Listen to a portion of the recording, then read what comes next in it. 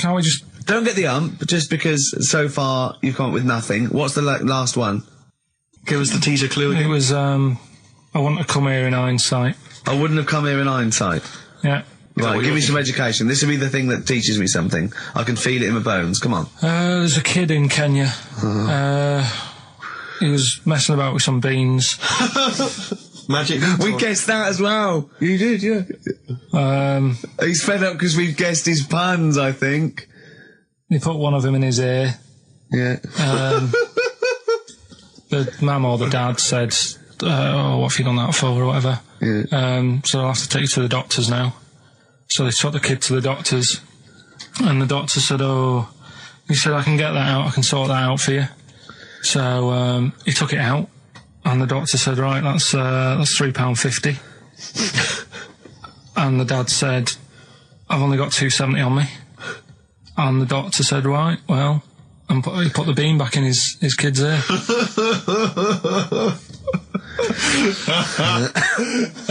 I don't know what to say. I don't know what to say. I mean, a couple of questions from me very quickly. Are you sure that those were definitely the sums involved, were they? Well, the equivalent of whatever the deal with in Kenya. Yeah. It was the equivalent of, you know. So what currency was it, Karl, that you translated into sterling? I don't know. No, it was saying in the thing, it said the equivalent of £3.15, £2.70. Did it say that? Yeah. So did it say that? Yeah. Karl, look at me. Did it say that? Yeah, it said that was the. Did it say that? Yeah. Yeah, it did. It definitely said that. Definitely. Yeah. So anyway, he gets a bit pally with a monkey because it's the closest thing to a human. Well, that ape is. Right. Yeah, but you can't really go that close to apes. It's dangerous. What do you mean? What type was it? Do you Just mean let him tell the story. Was it a chimpanzee? I reckon it was a chimp. Yeah. Yeah, it was you a don't chimp. even know, so it was that's a an chimp. ape. It was a Okay. chimp. Yeah, but it doesn't matter, does it? So he It's gets the story. pally with him. Right, so he gets pally with What, him. do they go on and holiday together? Well, no, I mean, it starts On the off. pool together. It starts off just checking each other out and probably sharing lunch and that together. Yeah. Right. Anyway, this goes on for a while. They're getting on well on that, and then after a while, right, the monkey starts sort of imitating him a bit more and sort of walking upright. Oh God. Yeah. Right. So he thinks, that's a bit weird. Anyway, they get on really better and what have you. So he thinks he could live at home with me, because we're getting on the storm. Yeah. Right. So he takes him home, and before Is you this know the it, beginning of Beneath the Planet of the Apes? I think it is. I think you've seen this on video. I'm worried, because he's already imitating him and they're moving in together. I'm thinking it's maybe a bit like Single White Female. Single White Zookeeper. Oh, brilliant. right, so anyway, so he's moving in, and it's getting used to sort of the normal human life. He's having a cup of tea in the morning. Yeah, PG tips. He finishes the day off with Oh, dear. Finishes the day off with what? He doesn't have him move a piano at one point, does he? He finishes the day off with a little brandy. Yeah.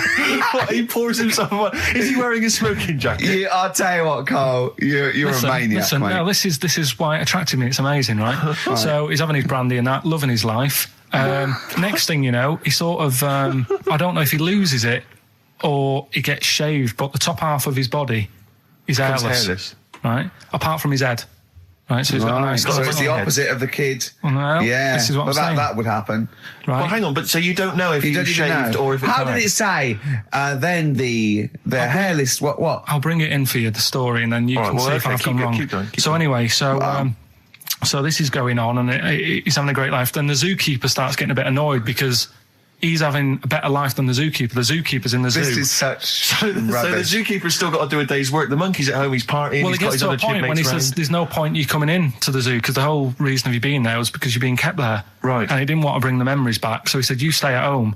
So you're talking such... Just let him finish. God, I don't know if I can sit here and listen to this drivel. I'm fascinated. It's nearly over anyway, right? It sounds extraordinary, Karl. So he's walking upright, he's having a tea in the morning, finishing the day off with brandy. Gets a bit out of hand, only tries it on with the zookeeper's wife.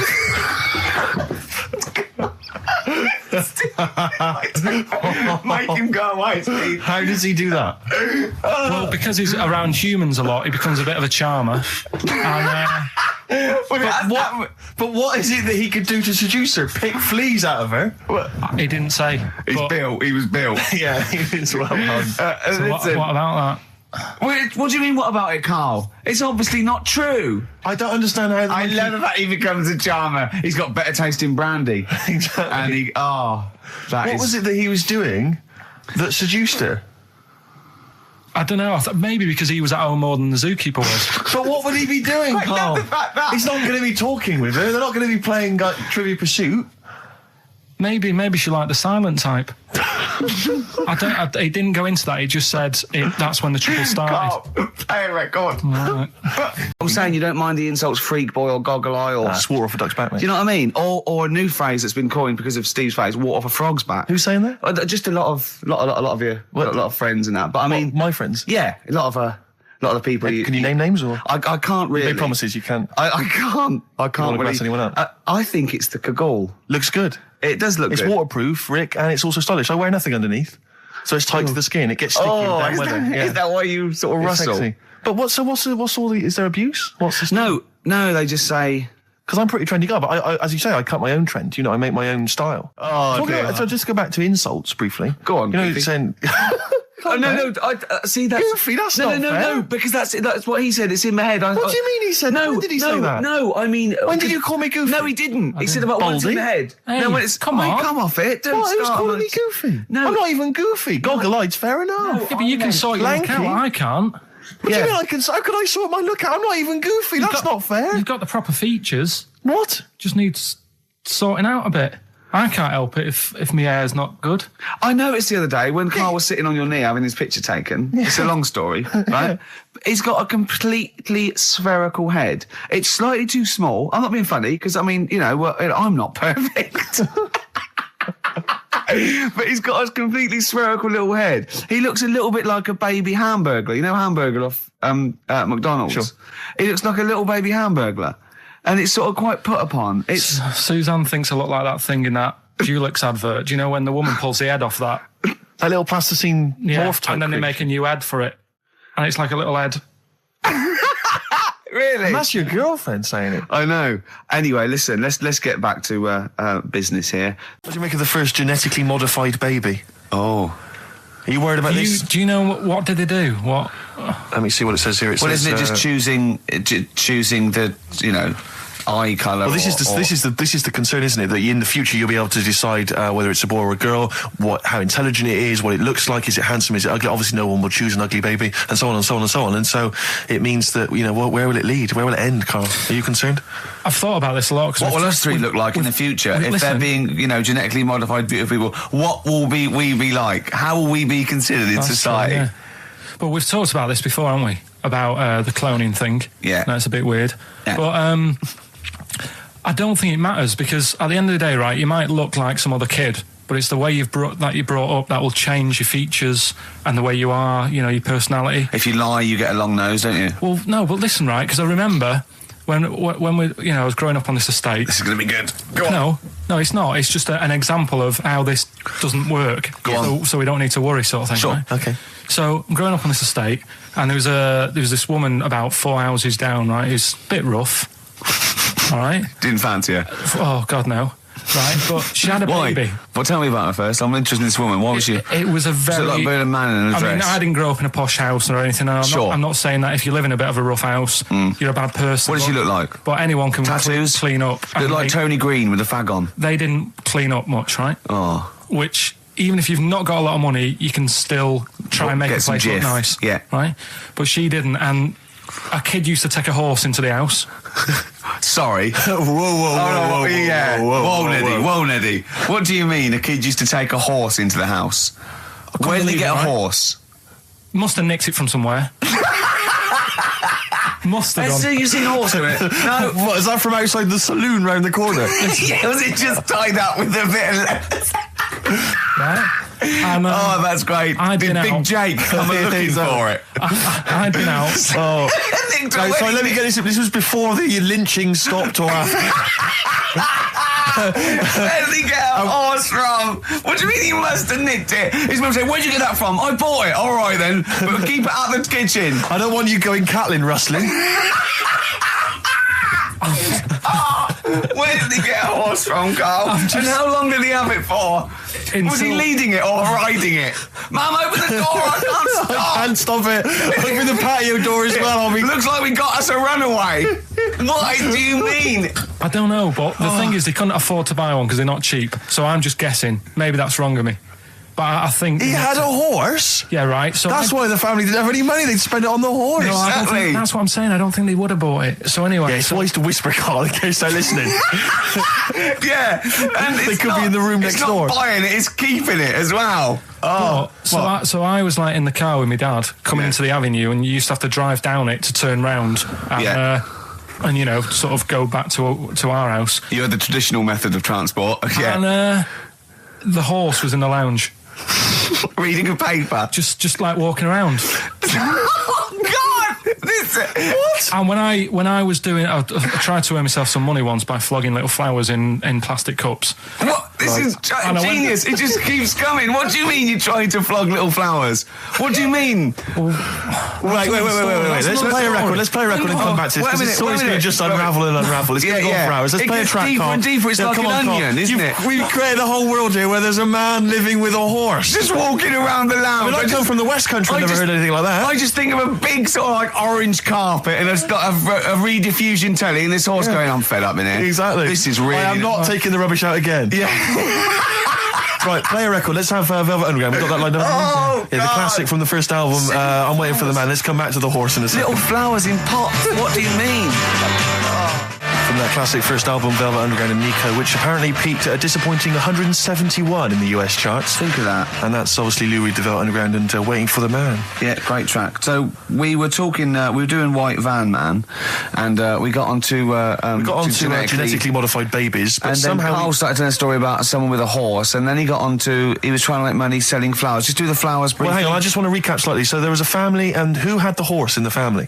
It was... Because you lived on an estate in Manchester. So the mother was a right pig, apparently. Well, I don't know if that's relevant. You don't need to go that far. But what I'm trying to do is like make a picture for you so you understand. What did she look like? Who did she look like? Bit of a, and no disrespect to her, bit like Pauline Quirk. Quirky, yeah. Right? Okay, I knew you were going to say that. Yeah. I knew it was going to be Pauline. Did she have any tats? I've never got that close to it. Okay, all right. So who had the horse? Was this her son or her husband? No, her daughter. Her daughter had stolen a horse? Yeah, from, I don't know where. There was I think there was some stables down the road or something. And they kept the horse in the house with them? They kept it in the house. Did they didn't get have caught? it for long. No. So, and you said you were in the house one day and you saw the horse in there? What happened was, I was, they did this thing at school about raising money for charity, right? For some local charity. And they said you can do anything to raise money, and they came out with all these ideas, and I thought, that's good. What was the charity? I don't know. I thought, forget the charity.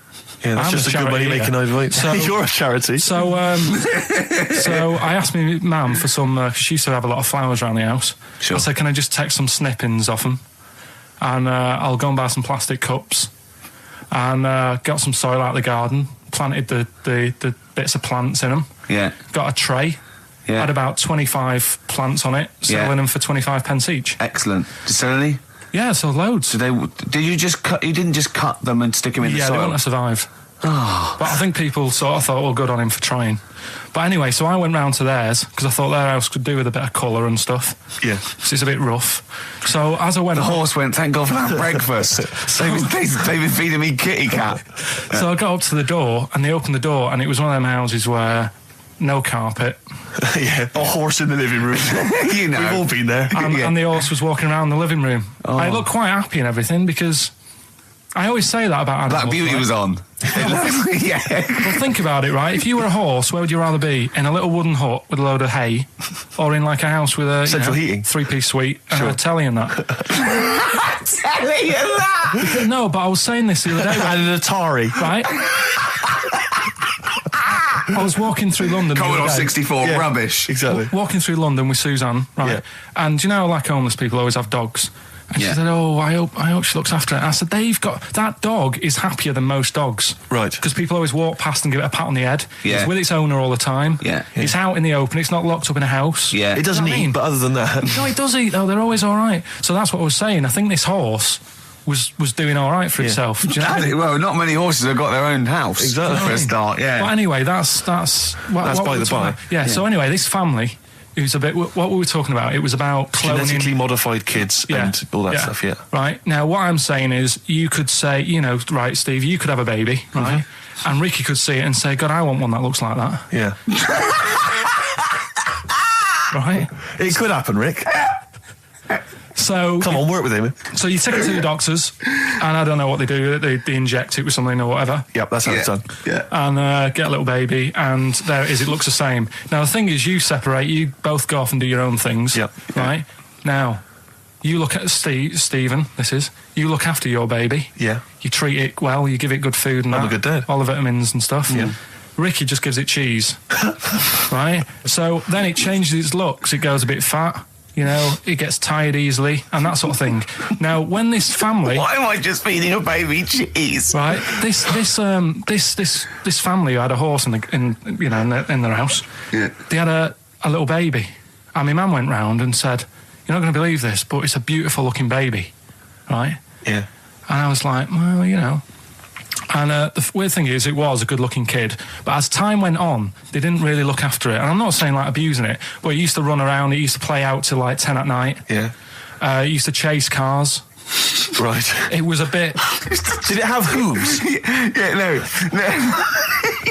Chase cars. Right. What sort of kid chases cars?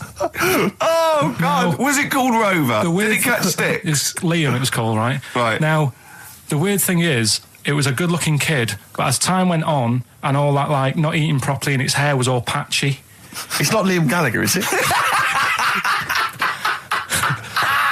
And chasing cars and that, and it became an ugly kid. It's definitely Liam Gallagher. And that's what I'm saying, right? You can clone all you like, but at the end of the day, it's how you brought up. Brilliant. Well, should we play a little record and come back to this? Because I can't believe it started with you slagging him off, Rick, and I've ended up I know. as the monster. I know. Bit of R.E.M. Yeah. R.E.M.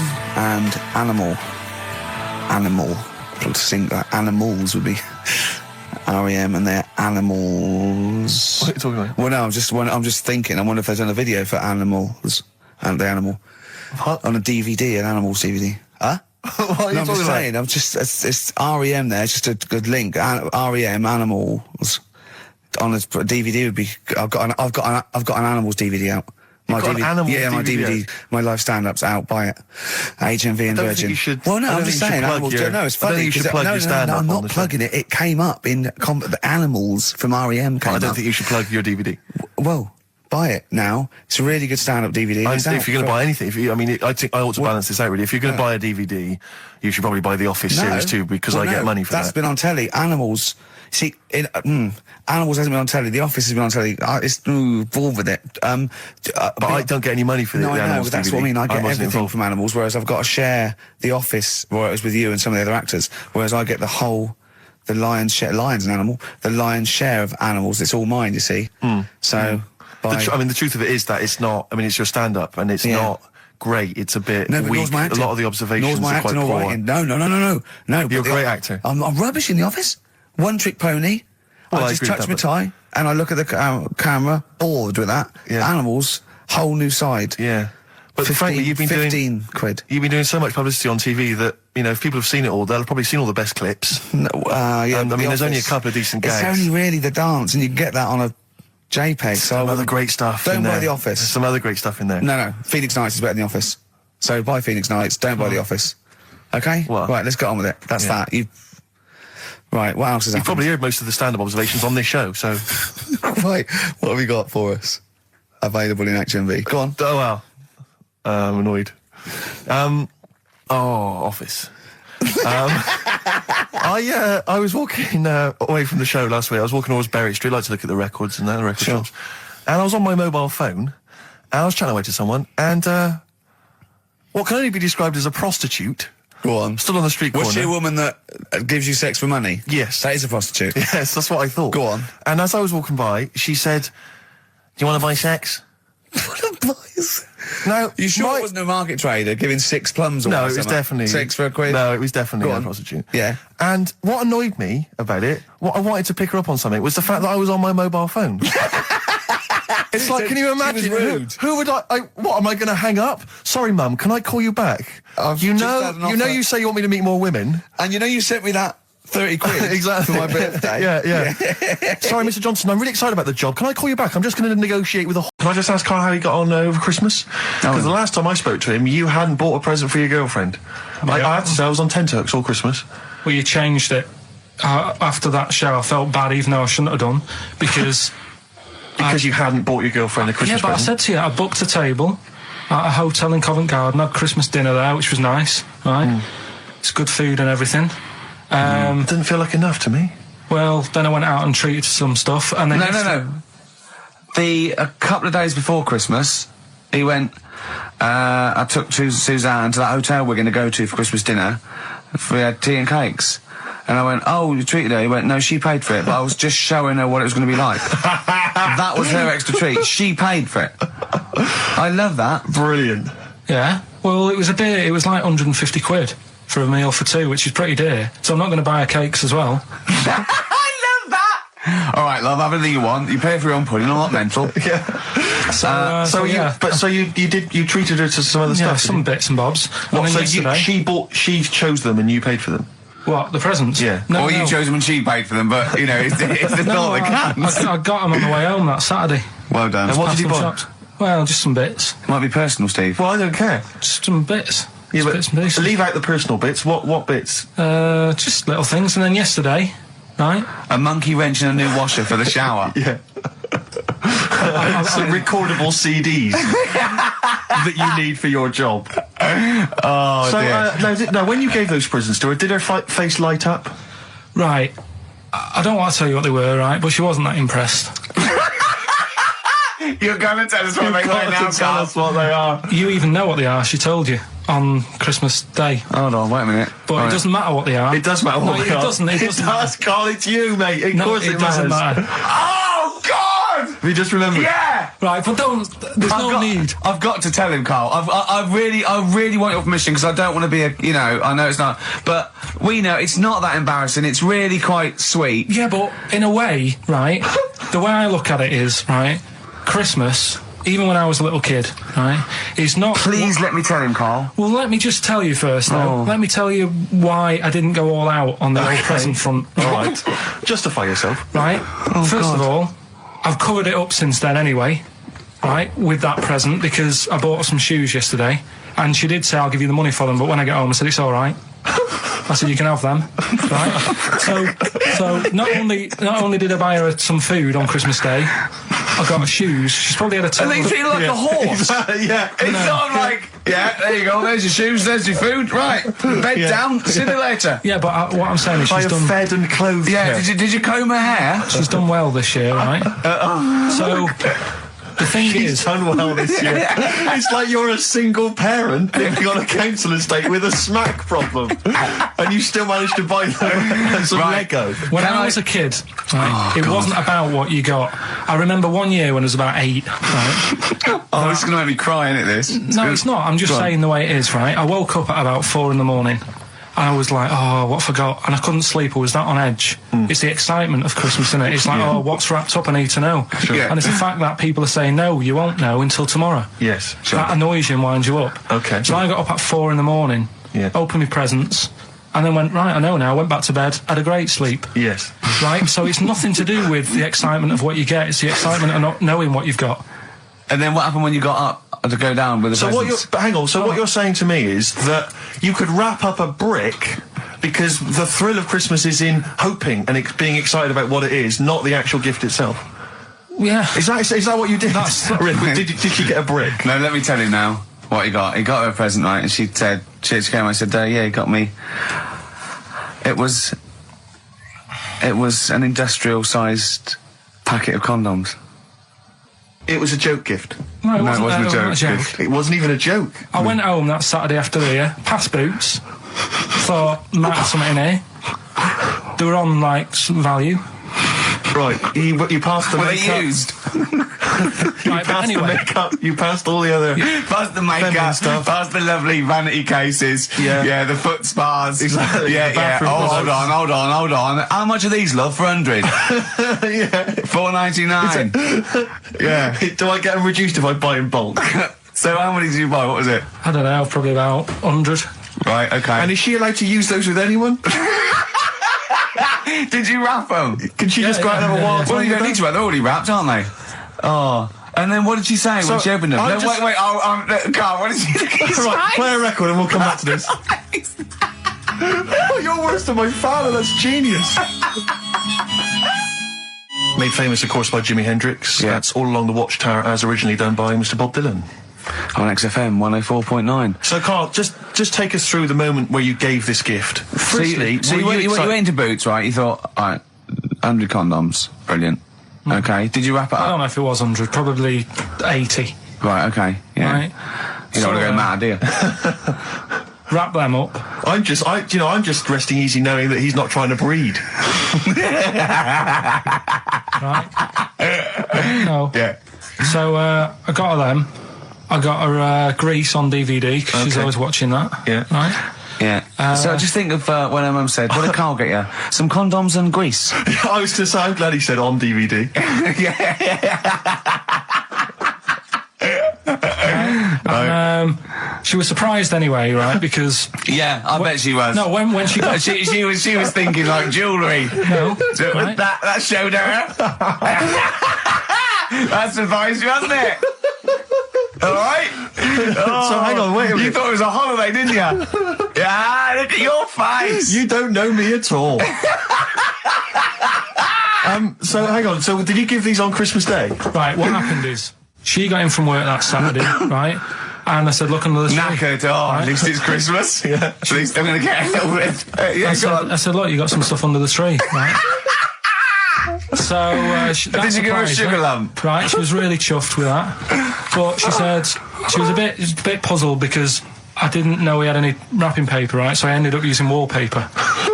You didn't take it off the wall, though. You had some. No, it was some left over, right? So she said, why have you used wallpaper? I said, well, I didn't have any paper and you were getting in a bit and I wanted you to have a surprise. So she said, can I have a feel of them?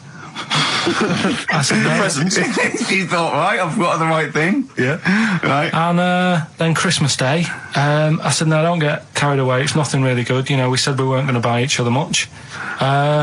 So there you go, open them. Yeah, go on. And Can I just ask, had you received your present from her yet?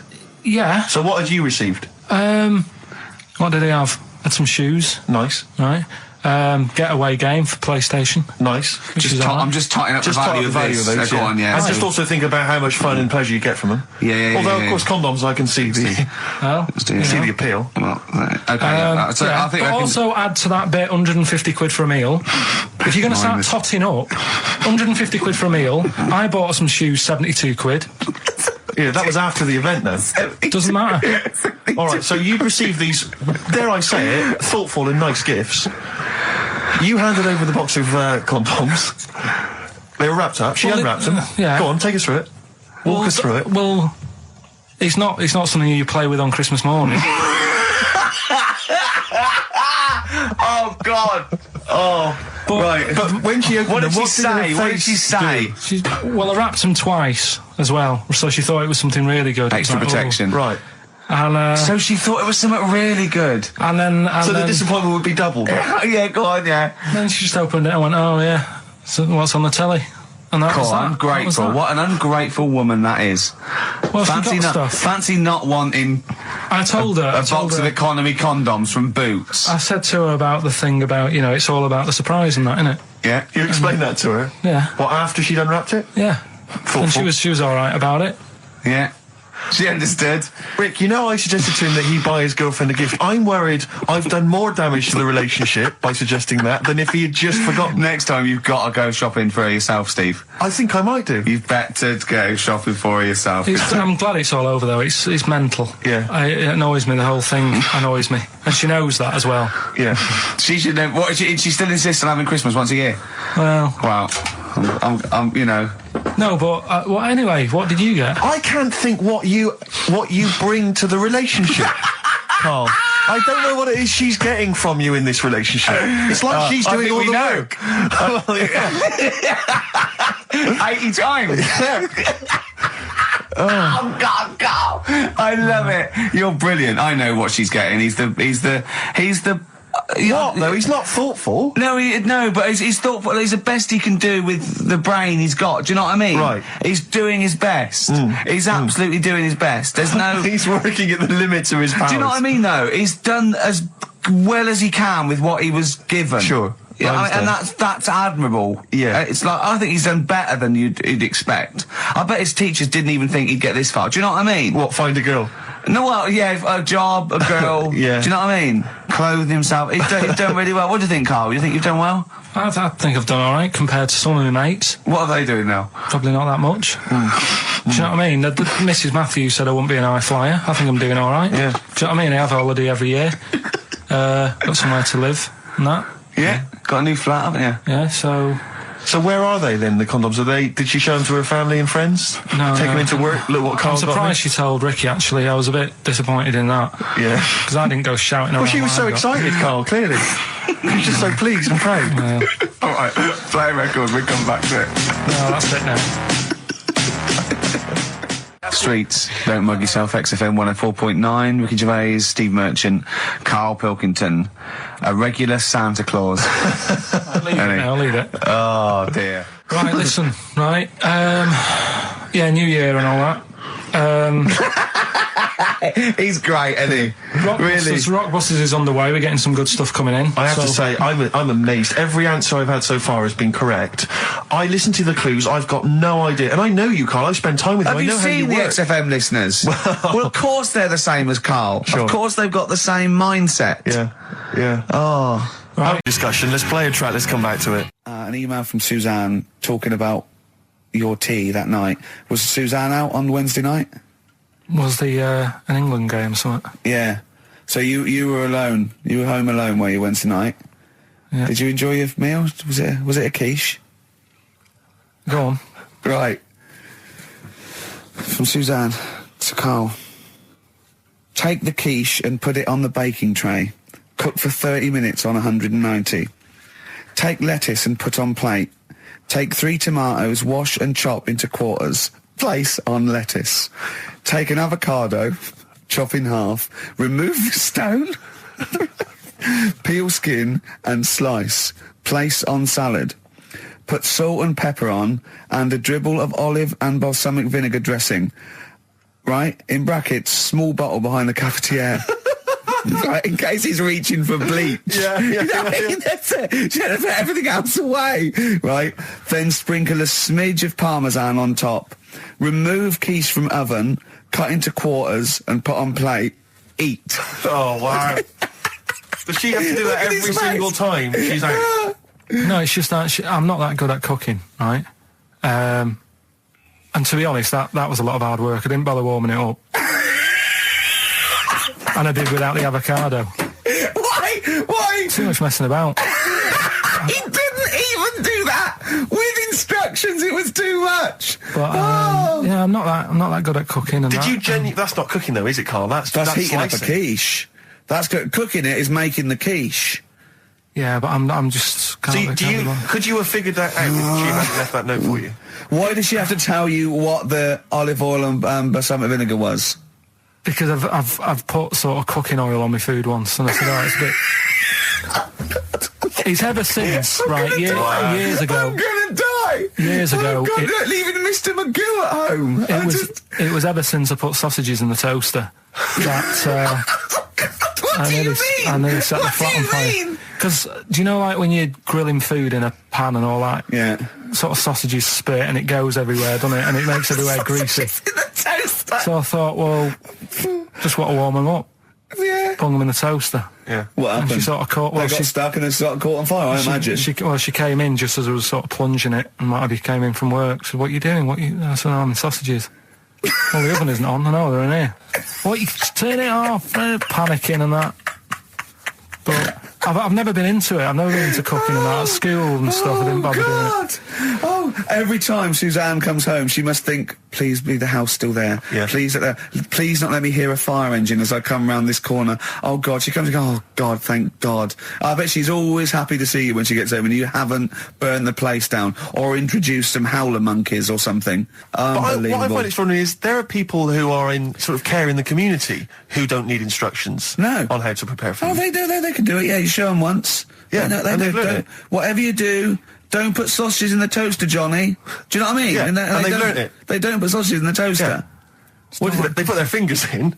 But, yeah. Hives there on XFM 104.9. Right, we've got a competition question. Steve's come up with it at the last minute. This is just to check if you are a regular listener of the show. Yeah, we would like to reward loyalty. Exactly, absolutely. So last week on the show, Ricky described a story that happened to him back in the 80s when he was making his TV appearance on Razzmatazz with his band, and he had to fly out, was it to Newcastle? Yeah.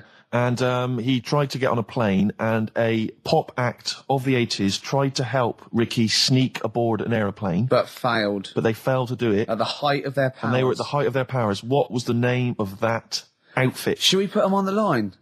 Absolutely, let's hear it. There's the people there already. This is to win Incubus tickets. Please do not be mental. Don't be mental or swear or say anything libelous or nasty. Yeah. Just be nice. You won't win if you're not. Go on. Hello? Hi, who's that? Oh, I've got my headphones on, haven't I? Put your headphones on, Rick. I'll just keep her talking. Oh, no. Hey, how's it going? Hello? Okay, hello. Hi. Hi there. What's your name? Lindsay. Lindsay. Where are you calling from?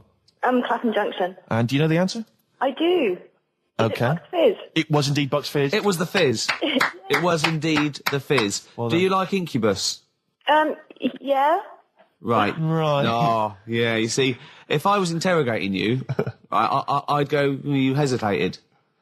Yeah. There's so many people phoning up who are desperate for these Incubus tickets. Please don't make They this are give them to rightfully, you. no, to be fair, they're rightfully yours. Right, I'll tell you what, I'll have a T-shirt if you give them the tickets. Okay, is that just any old T-shirt or... No. Can we send her a T-shirt? Carl's nodded. We think we can send you a T-shirt. Right, we'll get you a T-shirt. How are you going to do that then, Carl? Because you've got to take her name and everything now. You keep talking a minute. Yeah. This is pathetic. This This is wouldn't amazing, happen isn't with Dr. Fox. He'd have it all Foxy planned. wouldn't do this. Can I say as well, there's a bank, there's a train station with one vowel. Yeah, but there's loads, aren't there? He hasn't thought it through. Bo as well, there's many. Listen, Carl, take a note of her number. It can't have been that. I can't remember it. What was it? I remember I tried it the last time I tried it. This is a shambles. And I couldn't work out. Then there was wrong answers. I remember Aldwych came up. Maybe it's Aldwych. What's Carl doing there? Who's he talking to? I don't know, he's talking to her, but what? Say again? Look, quick, let's think of something. Come on. Tell her, are you still on this line? No, he's picked up the phone now. So what am I doing? Shit, we're giving away. We're letting people behind the curtain. Let's keep up this veneer of professionalism. This is so rubbish. Isn't Come on, no, It's okay. don't draw attention to it. Okay, all right. But let's just talk and make. So, Steve, what are you doing tonight? Looking forward to Pop Stars? I'm looking forward to a lot. Who do you want to win? I'm glad you've asked, Rick. I'd love to see Darius have a bit of success, but I don't think it's going to happen. I think it's probably going to be the stutterer. I think it is going to be Gareth. He has a name there, Steve. I think it's going to be Gareth. Yeah, apparently in the polls in the week he's getting twice. We're back, don't we? Okay. All right, Carl. So she's getting a T-shirt, is she? Lovely. Right, who's that on the line? Next contestant. Hello. This is amazing. An error. I mean, we couldn't do this worse. Go on. Exactly. Hello. Hello, Who's that? it's Dan. Dan. Hello, Dan. Danny. So, mate. do you want to go to Incubus? I'd love to, man. Okay. Hold on. This is pointless because he's just heard the last. He's heard the answer. Yeah, definitely Bucks Fizz. This is mad. We didn't think this through. No, but let's be honest. He wouldn't have been on the line if he didn't know the answer. Are you cheating, Dan? Dan, he said he's not cheating. This is fail-safe. That's fail. This is our rigorous. I can't Screening believe this. process. Dan, you're going to Incubus. Oh, cheers, man. Well That's done. blinding. Well done. Oh, Nice one. Thanks for cheers. listening. Cheers. Carl, what do we have to do? Do we just hang up or what happens? No, you play a song and... Play a song then. You've got his details. Yeah. Oh, Play God. it. He is, He's isn't on he? a different No, plane you to can't us. say like that. That's just an easy way out. I have to blame myself. Don't I? Yeah. What was the Well- teacher like? Well, there's loads of different ones. I didn't like... I mean, the history teacher, it is my own fault because with her, she's a bit mental. And I used to kind of stop the lesson by saying, "Oh, miss, tell us about your fireplace you've got that is made from a gravestone."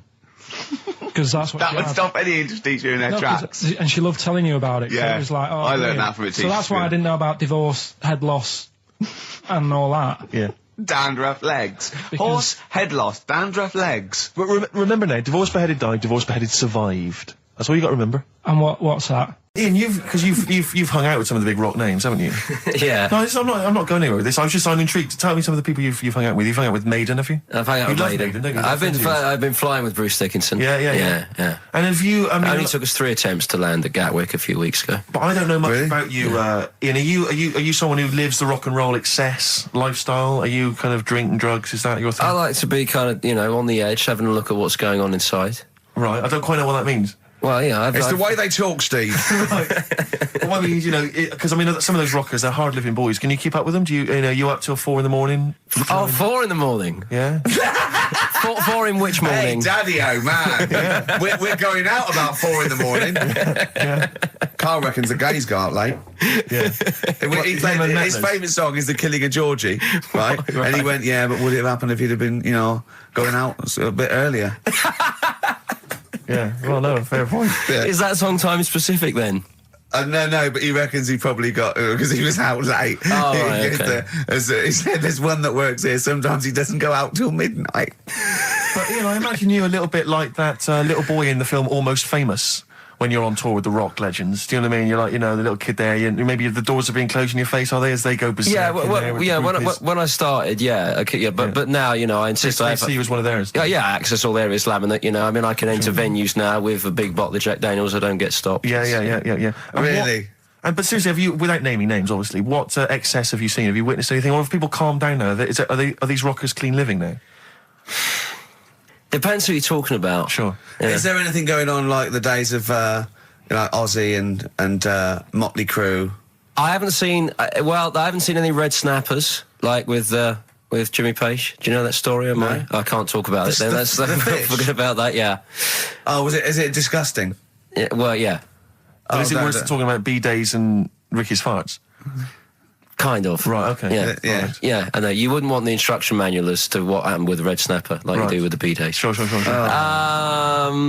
But don't, as I say, don't name names. Obviously, there's a sort of client, doctor confidentiality or whatever that you. Yeah. Well, I saw. We know there's no one listening. Yeah, so it won't go further than this studio. I saw a member of a very big band play the Astoria recently, and they turned up at the Astoria about 15 minutes before they were going on stage, right? And someone said to them, "Is it good to be playing the Astoria?" To which he turned around and went, "Oh right, are we in London?"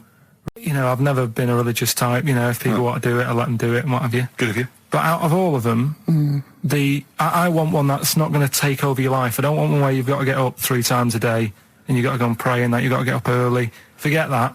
It's getting in the way. But if it's something like... I was walking to work the other day, right, across Oxford Street. There's a little Hare Krishna fella there. And he sort of had... he had a leaflet and stuff. And he said, are you interested? And I said, what do you do? And he said, well, we're against getting stressed out and what have you. And he gave me a plum. They hand out food for some reason. But I sort of asked a few questions. Just the imagery. These two bold people, one of which is wearing an orange smock. Holding a plum in the He middle. hands the other one a plum. It's almost like you can imagine some kind of religious painting. Exactly, yeah. But what is their sort of main thing? Because he didn't really tell me that much. He was a Japanese bloke, so I didn't know what he was saying that much. Why? He wasn't speaking English? Not very well. He wasn't the best sales bloke to send out for them, is what I'm saying. Yeah. But what's that? Are they? You're saying they're nothing like? Well, I believe Hare Krishna is a kind of as an offshoot of a sort of Buddhist faith. It is. I And, think they are Buddhist, aren't they? Yeah, and obviously their kind of trademark, as it were, is that they have to say, I believe they have to say Hare Krishna in a certain rhythm, in a certain order, a certain amount of times per day. That's why you see them walking down the street saying Hare Krishna, because it's actually a sort of religious chant which they're obliged to do. So you see, even if you go into the Hare Krishna faith, you may find yourself, in Tesco or whatever, forced to say Hare Krishna, Hare Krishna. Perhaps out loud, out not loud. just thinking it. Yeah, no, out loud. You can put it on an iPod and You just couldn't put that listen. on an iPod. No, it doesn't count. No, I think you have to actually say it. So I guess that kind of eats into your social life a little bit. And there's the wearing orange as well. Particularly frustrating, I imagine, if you're in a cinema or a library. A little bit awkward there, midway through. Or Star you Wars, live whatever. next door to a bloke called Harry Krishna, Yeah. who constantly thinks you're calling him. Yeah. That probably. Yeah. So that's in this. I mean, I don't think we've quite done the Hare Krishna faith. It's full service there, but so interesting to you. I mean, you got handed a plum. You've been treated well by them. Yeah, well, but he couldn't tell. I just wanted to know how much time it would take up. What are the benefits? What can you do? What can't Well, I you think do? the benefits are they probably don't get stressed out. They've probably got that sort of that zen, that chi-ness about them, where they try and interact and Quite meditative. yeah. Yeah. I've got some nice trainers as well, don't they, with their orange. What are you looking for then in a faith, Karl? You say what are the benefits? I mean, obviously Catholicism, you get the communion wine and bread. So Yeah, but I can afford that. right. Probably just I like the Crusaders. I was forced into joining that as a kid because a mate sort of joined it, and he sort of said, "Are you joining?" I sort of swore at him. I said, "I'm not doing that." Right? Yeah. He said, "Right, if you don't come with me, I'll tell your mum that you just swore." So I was like, "Oh." So I went. So I went along, and I used to just go on the Friday when they played, Sabutio and stuff. And then I went on one Sunday, and it was totally different. There was no Sabutio. There was no sort of, Table tennis. the thing where you hold a thing and knock things over. Skittles. There was all that on a Friday. Went on the Sunday, it was rubbish. He said, "Right, sit down in this room." They gave me a Bible. Thought, this looks too heavy, this is too big, I'm not interested in this book. And I never went again. I used to hide on a Sunday when they came round.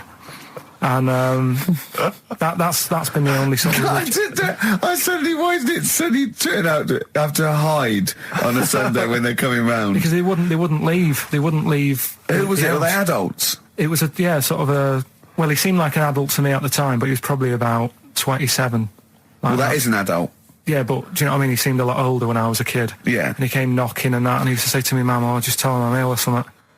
And he used to hang around to see if I'd eventually come out to play and that. And if I did, I think they would have grabbed me and took me there. I love the idea that for you, religion has to bring with it some kind of gift. It's like, join our faith and you get an alarm clock radio. It's like something like I think religion does bring a gift. Usually, it's the gift of the Lord. Well, the gift of everlasting life, isn't it? And that's the problem with it. A lot of people believe in it because they think. But for I'll be Karl, all right. his feeling is like that should be a given. That's safe. I'm definitely going home with eternal life. But what Yeah. else can I have? Is there Why an do you iPod have to in have it? a religion? Because obviously I don't have a religion. I don't miss it, and I wouldn't want one. I'm an atheist, and that's out of belief. That's out of logic, and we don't get into the politics or the morality of it. Why do you feel you need a religion? Why don't you just get a hobby? Well, I didn't want one. I don't want one. I just was saying that, if I was to get one, which one would I go for? Is what I'm saying. I'd like to mean? see you perhaps as a Jew. I think Judaism would suit you well, I think. What are the hours like for that? Tough. Can be tricky. That's what I mean. I don't want anything that's, And they have a day where they don't eat and stuff. I couldn't be doing that. So then they have days when they eat too much. Yeah, but what happens if I'm not that hungry that day? Like I say, I don't like change. You know what I mean? I like my Cheerios in the morning. I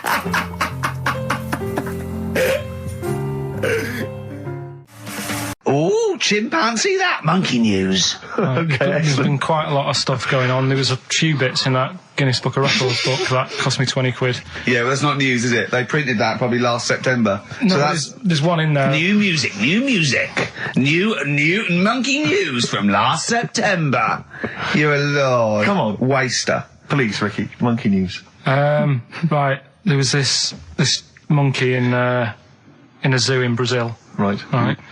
And there's a little man monkey, a little woman monkey. And You're a scientist, aren't you? Go on. and they said the people in charge were like, "Oh, wouldn't it be good if they had kids?" Brilliant. Right. So anyway, the chimps used to stand sort of, they'd have their little caves each, and they used to sort of lean on the fence having a bit of a chat and stuff with each other. Right? Well, Just gossiping, yeah, gossiping. the equivalent sort of thing. Yeah. So anyway, they were getting on a storm, and like the zookeepers were like, Can you hear that cheapest chimps this week? I thought it was fascinating. Yeah, just gossiping, I understand. What's any monkey news? I don't know, let's tune in. What was monkey news this week?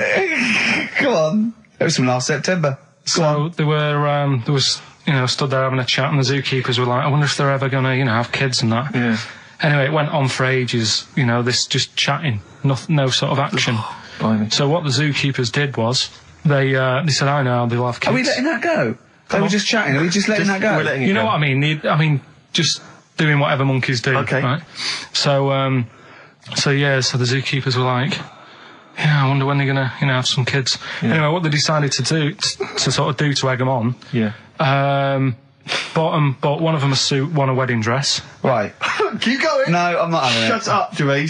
Fade him down if he's going to interrupt. I want to hear the rest of this. They got married. So they got married? Yeah, they got married. Right. What? That's the end of it. This is why I don't. Right. That's the end of monkey news. That's the end of monkey news. Don't do that again. You've got no features left. Why don't you like that? Well, it's not a story. It's about two chimps chatting, which doesn't happen. The zookeeper's going, I wonder if they're going to ever have kids. Egg them on. They got married. That's the end of the story. What are you talking about? Hang on, just calm down. Let me just check that you didn't make a mistake there and didn't lose out. What do you mean you didn't make a mistake? Wait a minute, he may have just left out a fundamental piece of information. What, the story? That would have made it into a story. Right. Let me just check the facts. So they bought them wedding outfits. They were married. Did they propose to each other, or were they just forcibly Don't married? encourage him. Just forced onto And it. then what was the outcome? Once they got married, what happened? They fell in love? Yeah. What? Whoa. It's not a marriage, Karl. Be quiet. It's not a real marriage. I don't know what you've got in your head. It's like the head of Homer Simpson. I'd go in there and there'd be a wedding reception and there'd be a couple of fights and they'd be talking about stuff. They got married. They fell in love. Did they have children? They're not back off the honeymoon yet. What's the last one? Give us the teaser clue It again. was, I want to come here in hindsight. I wouldn't have come here in hindsight. Yeah. Right, give me some education. This will be the thing that teaches me something. I can feel it in my bones. Come on. There's a kid in Kenya. He was messing about with some beans. Magic. We guessed that as well. You did, yeah. He's fed up because we've guessed his puns, I think. He put one of them in his ear. Yeah. The mum or the dad said, what have you done that for, or whatever. Yeah. So I'll have to take you to the doctors now. So they took the kid to the doctors, and the doctor said, he said, I can get that out, I can sort that out for you. So he took it out, and the doctor said, right, that's £3.50. And the dad said, I've only got £2.70 on me. And the doctor said, right, well, and he put the bean back in his kid's ear.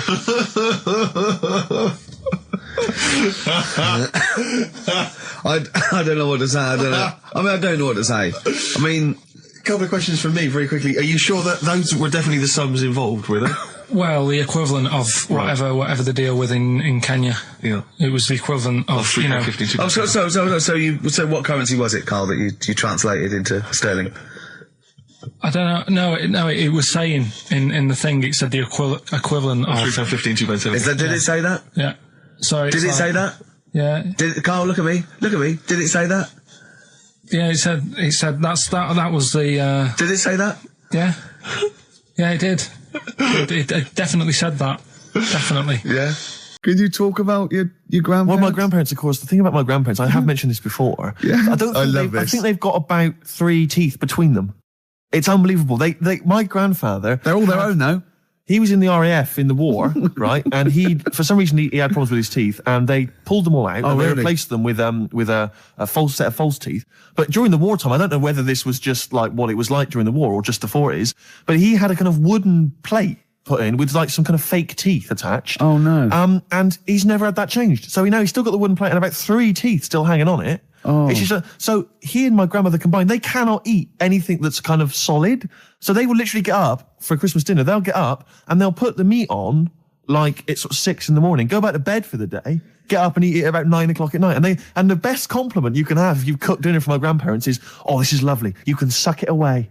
Yeah. Imagine that. Why don't they just liquidize it? Have a nice little roast smoothie. They have done in the past. Really, and a little apple crumble smoothie to follow.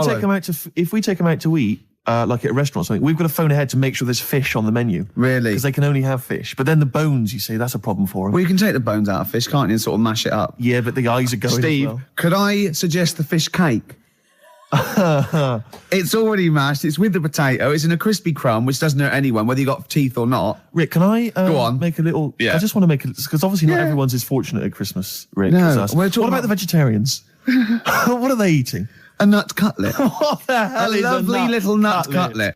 Can't they have, like, tofu, but in the shape of a turkey? But I love the fact that so often, you know, certainly your Linda McCartney veggie items, they always try to fool you into thinking it's the real thing. You know, some veggie sausages that they've injected with something so they'll taste like sausages. Yeah. I got to Is get it rid of it.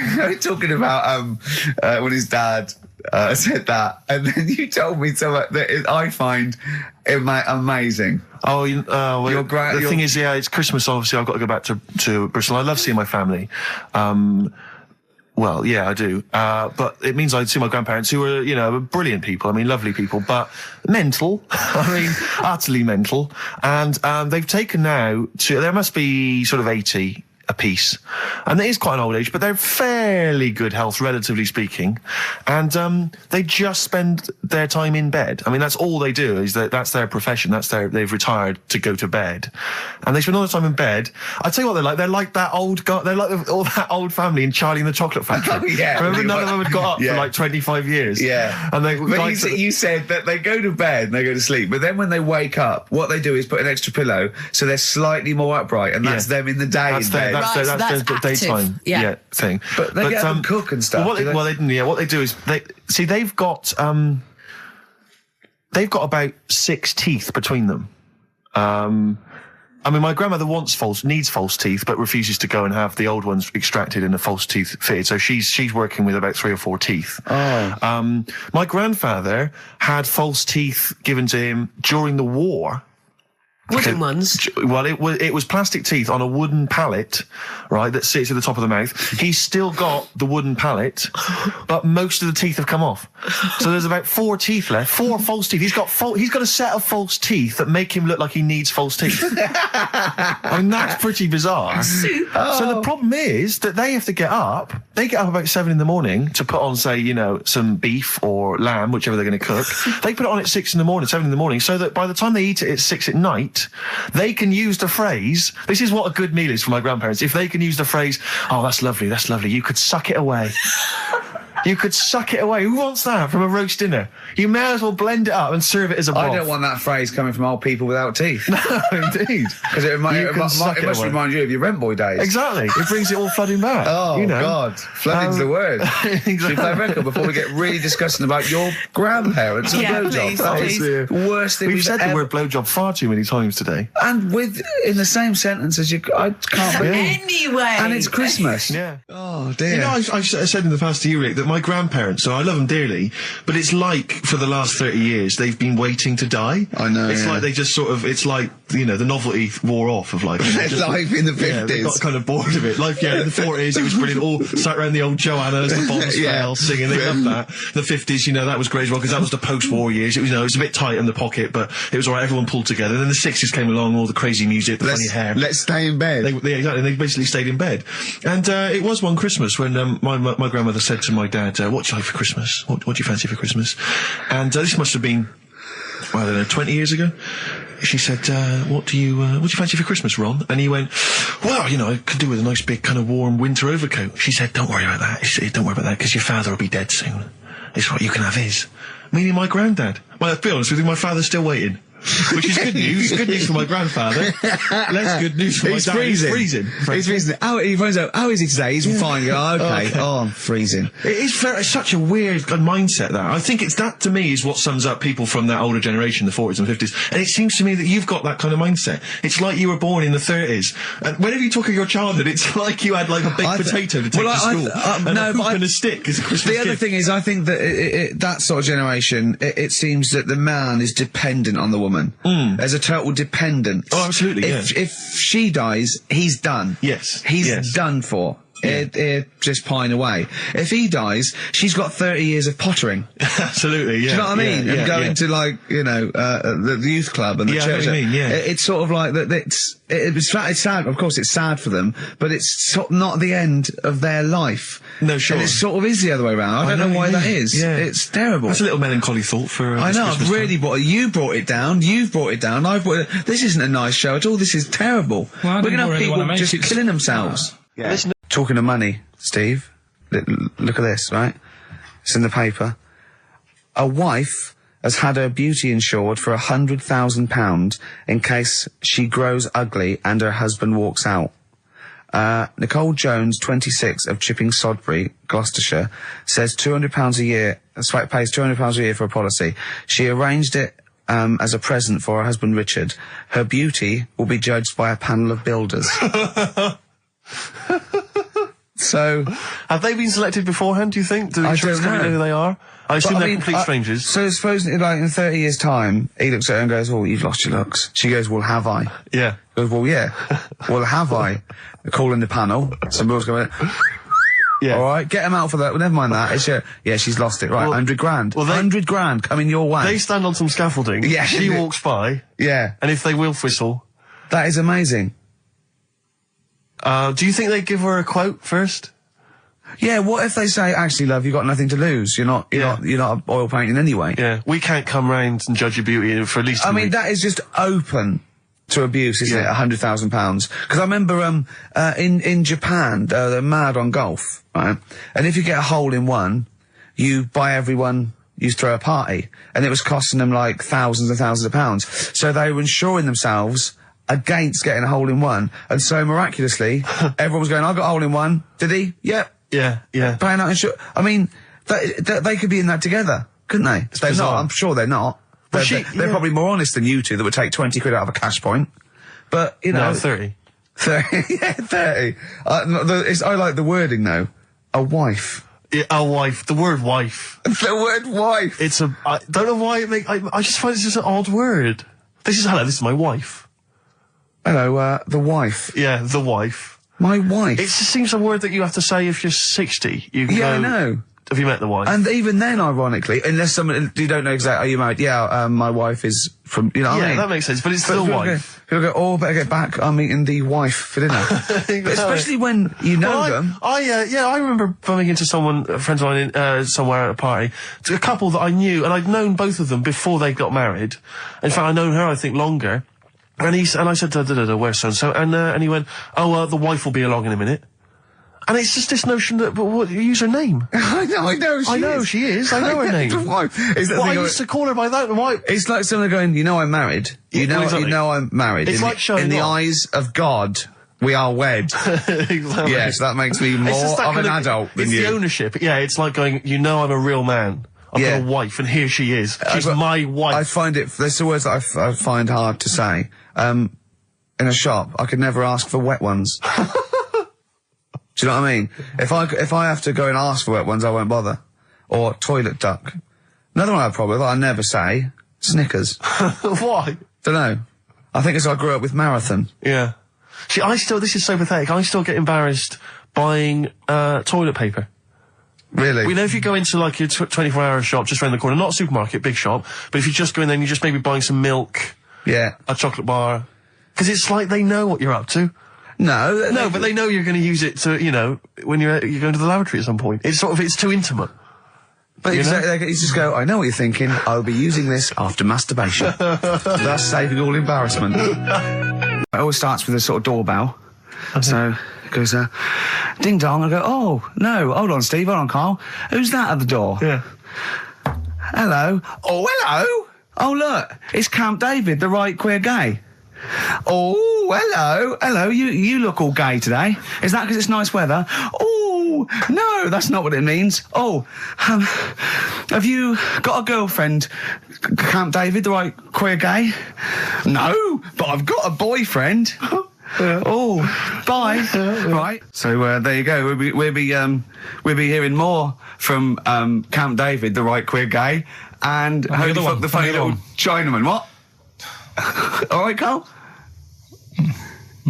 Yeah? Is that your sort of humour? It might not be your sort of humour. You just should have run it past me before you did it.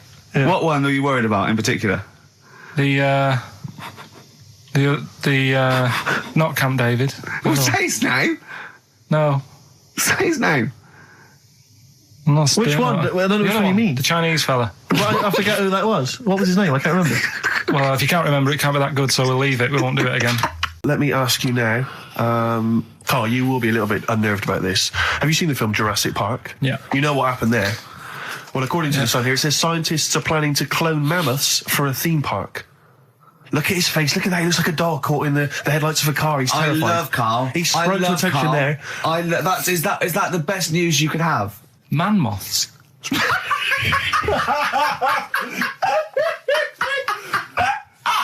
Right. Yeah, man moths. I Man love moths. the fact that that's why he was so excited that they bred a man moth. What is this? Yeah, it's a human being that hides in your wardrobe and eats an entire jacket in a day. Yeah. What do you mean man moths? Mammoths. Mammoth. The big hairy you heard cow of a from the mammoth? Ice Age. I mean, Right. elephant. You're not so excited about that, then? You can take or leave bringing back mammoths to life, but a man moth... A man moth is a different matter. Oh, if we'd have never brought that up, he'd have gone and told someone now. Yeah. You know, they've bred an half man, half moth. This and is that's what we that's how mean. things start. This is what we mean when you hear don't- these ghost Are you stories. slightly deaf? Is that it? When you hear these stories, is it? Carl, is English your first language? Are you actually foreign? Is that the Yeah, thing? yeah. Should we speak when we say slower? foreign, we mean not of this planet. Yeah. Should we speak slower? Would that be a help to you? No, go on. Next What do you one. make of Do that? you think that's good? Seriously, We the think that's idea good of to bring bringing back mammoths, prehistoric animals. these giant elephants. They're slow, aren't they? It's not as if they're going to like get out and run fast and they can't capture them. They'd probably be a like fence, to be elephants, honest, aren't Carl. they? They'd probably be a fence. No, but you're asking it as if like, oh, it could all go wrong, but it couldn't, could it? Well, Really? but the point was about Jurassic Park is they thought it wouldn't go wrong. They thought they had it all under Yeah, but control. that was And Have you learned dinosaurs. nothing from Jurassic Park, Carl? Dinosaurs would say, "Oh, think about it before you do it." But with a hairy elephant, it's not going to. not a concern for you. Would you go along to see him? Would you be interested in that? If it was in the area, He's the best. He's great, isn't he? I'd love a queue, Nothing right? impresses No, him. but what I'd like to do is Karl sitting like Yoda in a little cave, and I'd just like to see people like Tony Blair and Stephen Hawking in a queue, and they go and say, "Karl, got a bit of a problem." Yeah, and thinking of cloning a man and a moth. Problem? Not an issue. No, if I'm in the area, I might cruise around and have a look at it. Otherwise, just don't send it near my clothes. Oh, that's fantastic. So it's just for a second. As the words "man moth" came into your head, how excited were you? I mean, were you both terrified and excited? For the moment when you thought that they'd cloned a man and a moth. I pictured What kind of face did he have? Did he have the moth's head, or was it a man's head? just a little man head. Right. What was his face? What did it look like? He just was like a bit shocked. Perplexed. Yeah. Yeah. It was like he'd been grafted onto the body of a moth without his consent. And when he was asleep, lad. Yeah, he'd woken up. he just went in to have a goiter removed, Yeah. and they said, "We've He replaced your woke up with goiter with the body of a giant moth." Yeah. Is that all right, Mr. Jenkins? So he had the head of a little. Was it a little boy or a man? Little man, Right. Okay. and he's just bumping into a lamp. Just running into the. If you went into hospital and they'd done something, what's the worst thing they do, right? What would you rather have done, right? You wake up and you've got lobster claws for hands. Right. You wake up and you've got duck's feet. Or you wake up and you've got one horn coming out of your head. The worst thing, Yeah. probably the horn coming out of my head. Why? Get in the way. That'd be useful, wouldn't it, in fights and stuff? And for like parties, people would play Well, I suppose quoits. the lobster claws would also be quite handy there. So anyway, I found these. Hey, you're like, oh, I had God. chicks queuing up Yeah. around the block. You'd wanting usually come. have to. I know, but I've Someone told like you you. would have to write to Jim or Fix It or Esther Ranson to get them to meet us sort of people. And now it's on your doorstep. I'm amazed that you didn't enjoy it. Why didn't you God. enjoy it? You got to walk down the red carpet. You went in. There was George Best, one of your footballing heroes, was there. A load of other good. big names. You sat there, prime position. You came backstage with a load of other big names. Hey, you had a lovely bit of You were grub. filming this thing for the DVD you were making. That's you, a cameraman on our DVD. And yet you think, now you look grumpy because you had a couple of pints and Oh, I can't believe So it. tell us why you didn't enjoy it, because the ceremony, what didn't you enjoy about that? It was interminable, wasn't it? Far too long. Wasn't it awful? 3 So boring. hours. I thought you were going to say something. Really? Sorry. 3 hours. Yeah. I mean, I suppose for you two, at least, you know, you were going to get something. Sure. Yeah. But with me, it's like, I mean, I've never graduated or anything, so Have you not? I'm trying to think of a situation. Basically, I sat there for 3 hours knowing that I'm not going to get anything out of the night. Yeah. Right? Now, no one Did you? told Sorry, me. when we invited you and you said yes, did you think you were up for an award? No, but I thought we were going to be sat round tables having a nice bit of food, Yeah. whilst people are going up there winning awards. Yeah. But 3 hours of the same thing over and over again. I mean, if a film's 3 hours in the cinema, Yeah. you go, well, it's long, but you know, I wonder how it's going to end. Yeah. But this was just like the same thing over and over again. Some guy going up, thanks a lot, cheers for the bit of brass. And then going down, sitting down, the same thing over and over again. Honestly, right? I'd say it was one of the worst things I've ever had to do. No, I enjoyed the night afterwards when we did have a bit of lamb and a nice bit of veg and that. That was Yeah. all right, and I went home and I was happy, and I got the little freebie bag that you're talking about that we're giving away, which wasn't much good stuff in it. Oh, All right. right. No, What 'cause would Suzanne- you have done on that Saturday night? Suzanne What said- would you have done or the Sunday night rather, what would you have done had you been at home? I would have stayed in with Suzanne, right, watching telly, having a nice bit of pate on toast or something, cup of tea, watching 24. But instead, I had to buy an expensive suit, so I didn't show you up, right? Yeah. How much did you spend on your suit? Well, in total, right, because, you know, the shoes and the suit and the shirt and the tie, it was about 600 quid. That's the most expensive evening ever. And that's what I'm saying to you. And the daft thing is, it's dark in there. I don't know why you've got to wear a nice suit. You can't wear a tracksuit, for goodness sake. Dark in there. No, just the shirt and that. It doesn't make you a better person wearing a suit. No, doesn't Do make you you a know what better I mean? person. No. We're not claiming it made you a better person. No, that annoyed me. Yeah. I mean, it was an experience, isn't it? That's why I went, because you think, if I didn't go, if I would have said to you when you invited me, no, Steve, I don't want to go, then I would have never known, right? Yeah. And that's my sort of thing in life, right? If Yeah. something comes up, you should take it, even if you're not going to like it. It's a bit of an experience. Right. Do you know what he said to me? I phoned him up because we had to meet up, and obviously he had to pose as my gay lover. Yeah. To get in, right? Yeah. He phoned me, what? You said something to me like, I bought a suit, I'm looking good. He said, I'm looking good. People will think, how on earth did he end up with that good-looking guy? So he got into the role. That was what he said to me. He started getting into it. Such an insight. Play a record. I just must say that we've had an email from Daryl Foss. Lots of people have emailed in and say, well done on the BAFTAs and well done on your Room 101. They really liked that. Thank you. There's one guy, and it's Daryl says, Ricky, has your dad only got one D-Mob suit? Because I don't know if you noticed, but Ricky wears the same suit every single time he appears on TV because he spent a fortune on it getting it tailor-made. I've only got one. It's a good suit, and I he wears it know. all the time. And it's winter as well. It's like a pure wool, so I'm sweating everywhere I go. Anyway, usually it's too much cheese. I won't be buying another. Huh? I won't be buying another one. Ever. That's it. Yeah. Suzanne told me today, right, because I've handed it in today to have the trousers turned up a bit, Why? because it was a bit of a bodge job for the night. Yeah. Right. It was just some pins sort of holding it up the other night, but you didn't notice, and I didn't tell you because I thought you'd be getting on the stage and saying, "Look at that freak over there with his pants hemmed up." But I took it to the place to get it done. Suzanne tells me that I'm going to start shrinking now and getting to that age where you start going smaller. I know that must have been a revelation to you and a worry. Like, how small do you get? How small do you get? Oh, Don't what are we know, playing yeah. now? I thought we'd have a bit of Marley music. Marley music. Oh. Okay, go on. Well, Right. there's going to be a bit of a change, isn't there? Yes, that's absolutely right, Rick. Normally we would end the decided show, obviously, with just- a song for the ladies. But because it's sort of Karl's penultimate show, and we're going to play one of his favourite tracks, what are you going to... Yeah, I just thought we could play this. It is obviously the killing of Georgie. by Rod There's a fella who was in a coma for 20 years. Just they kept like taking him through like the normal day. They take him to Alton Towers and stuff. Doesn't know anything about it. Just kept going through the motions. Don't know if they kept charging him.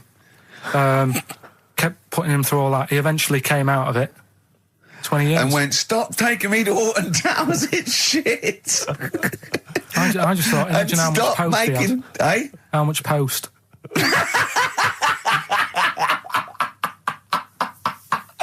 Oh, Did you read about that guy in the paper, Carl? He, sorry, on the internet. He in about, I think it was about 1984, 85, he had a terrible car accident. But this must be it. He went into a coma. This must be what he's talking about. Well, they didn't take him to Alton Towers. Of course they didn't. But you've got to try and decipher the truth from the conjecture, from the thing that I mean, don't forget, Karl realises that he's had a dream. He talks to Suzanne and goes, that was good, wasn't it, last night we were in the plane? She goes, no, it's a dream. He goes, oh yeah, where's my cornflakes? You got to, you know what I mean? I can now decipher what he's actually seen, what he's read. But go on, what did you... Well, I'm assuming it's the same guy. It is the same guy. It was a guy in some small American town, and he'd had a car crash, and he'd gone into a coma, and his wife had left him. She'd gone on with her life, because he'd been in a coma since then, and he had just woken up recently. Marriage wasn't working. Marriage wasn't working. He just wasn't paying enough attention. He actually had, she was pregnant at the time, and so now his daughter is basically the same age as he was when he went into the coma. And he's just started coming around, he's just started making jokes. They said, how do you feel? He said horny, which I thought was quite witty for a man who'd been in a coma for however many years. But anyway, yeah, so he's slowly trying to rebuild what life he can. That's what do you make of that, though? Because the thing is that he's missed. Imagine what he's missed, Carl. Imagine the music that he's missed. The Live TV Aid. programs, Missed the Live news. Aid. Live Aid. He missed Phil Spice Collins Girls. playing in 2 continents in one day. Frankly, I'd be devastated if I discovered that. Missed Bros. Yeah. Yeah, so he doesn't. So he put on ripped jeans and they go passe. They just have to send him a series of those I Love 1986 Exactly. programs with Kate Thornton filling him in on what he's missed. Exactly. Peter Kay reminding him of space operas. Yeah, he remembers Richard Blackman those. talking rubbish. Yeah. So extraordinary, though, isn't it, Carl, to think? No, obviously. So, not. had he aged much? Because he hadn't had any problems or anything, no worries. well, Is that- he probably wouldn't have, physiologically, he probably wouldn't have the wear and tear of a 43-year-old man. Was that a good Because kid? he wouldn't have had sun, he wouldn't have had sort of nicotine, beer. Unless they were just feeding that to him. Anyway, To try and still. bring him round. Yeah. Yeah. So You'd feel groggy, though, wouldn't you? yeah, you might feel a bit groggy, yeah. Yeah. Well, he's not fully back to normal. I mean, there's No, some it's- kind of residual brain damage. Yeah. But nevertheless, he can form sentences. He's got no real memory, so he can't remember a lot of things. It was just when I saw Carl, that. have you been in an accident? Well, I didn't do that well at school and that, right? But we had biology, and I didn't take much of it in. But there was one day when it was about, knob news and stuff, and it was all about how blood, is what makes Engorges the erectile tissue. Sure. Yeah, it was all about that. And there's this girl in our class called Paula, right? We were sat there watching it, and she fainted. You just heard her go, oh! And she hit the floor, right? Because we were all sat on top of the desk watching this. I wasn't that interested in that. No. I wasn't looking at it and that. But Paula, right, she fell over. And the funny thing was, right? What was it, a video? Yeah, a video of, like, this blood doing the business to this fella's member, right? And she fell over, like, and everyone's like, oh, what's up with her? And the teacher was trying to, like, wake her up and give her water and that. And it was really weird, because then the nurse came in, and yet this video was still playing. And the nurse came in, what happened? Well, have you seen this? Yeah. And you could hear, like, then it was going on to, like, sex education on the video. It was all done from start to finish. What happens? Da-da-da-da. And by the end, and she was still out cold by the time it got to, like, and then they had a baby. Yeah. Yeah. Right? And that just reminded me of it. It then. seems to me that was her sex education class. She fainted when the penis got erect, and when she woke up, a baby was born. That's probably what she thinks happens. She's wandering around now. And the whole class just missed out a bit because they saw if someone's she's ever face. with a bloke and he gets an erection, she just goes, oh, no, Well, that's it. She was a bit of a class tart, really. That's why everyone was like, what's up with her? Carl. No, but she was. Everyone was like, what's up with her? It's not as if she's not seen it before. Don't bother telling the story about Men in Black 2 either, because I don't think people will be interested. Actually, on the subject of Men in Black 2. What? Have you seen that, Steve? No, I haven't, Carl. Tell me about You it. should see it. Go on. Why? Because there's this thing in it. Go on. What, a stupid, bald Mancunian tosser? No, weirder than that. There isn't anything weirder than that. Big eyes, it was gangly. Keep talking. You've got to see it, because you wouldn't believe how the likeness and that. You've got to get the film out tonight. Right. It's not as weird. It had a normal voice, right? He's done you and he's not even here! I'll tell you what, mate, it ain't worth coming in next week. Oh, stay on the line, Carl. Play a record player. Kings of Leon, Molly's Chambers. What do you think of that, Carl? All right. There's a surprise. Oh, Another I tell you insightful what, remark. Steve is not a fan now. Not only does he know you've been slagging him off behind his back. No, I wasn't slagging Steve. If you get it out on DVD tonight, you'll know I'm not slagging you off. It could be your brother. I love the fact that it makes it worse, but he's thinking you're going to go, oh, he wasn't slagging me off. It does look like me. I do think I'm an alien. I love the fact that you hope Steve will go, he's got a point. It's a spitting image. Yeah. I am, seriously, Carl, I'm really angry. I'm so angry with you at the moment. You haven't seen it yet? No, I know, because I know what it's going to be, and I'm just... Why? I'm fuming. I'll tell you why I'm angry, because he doesn't do it in jest.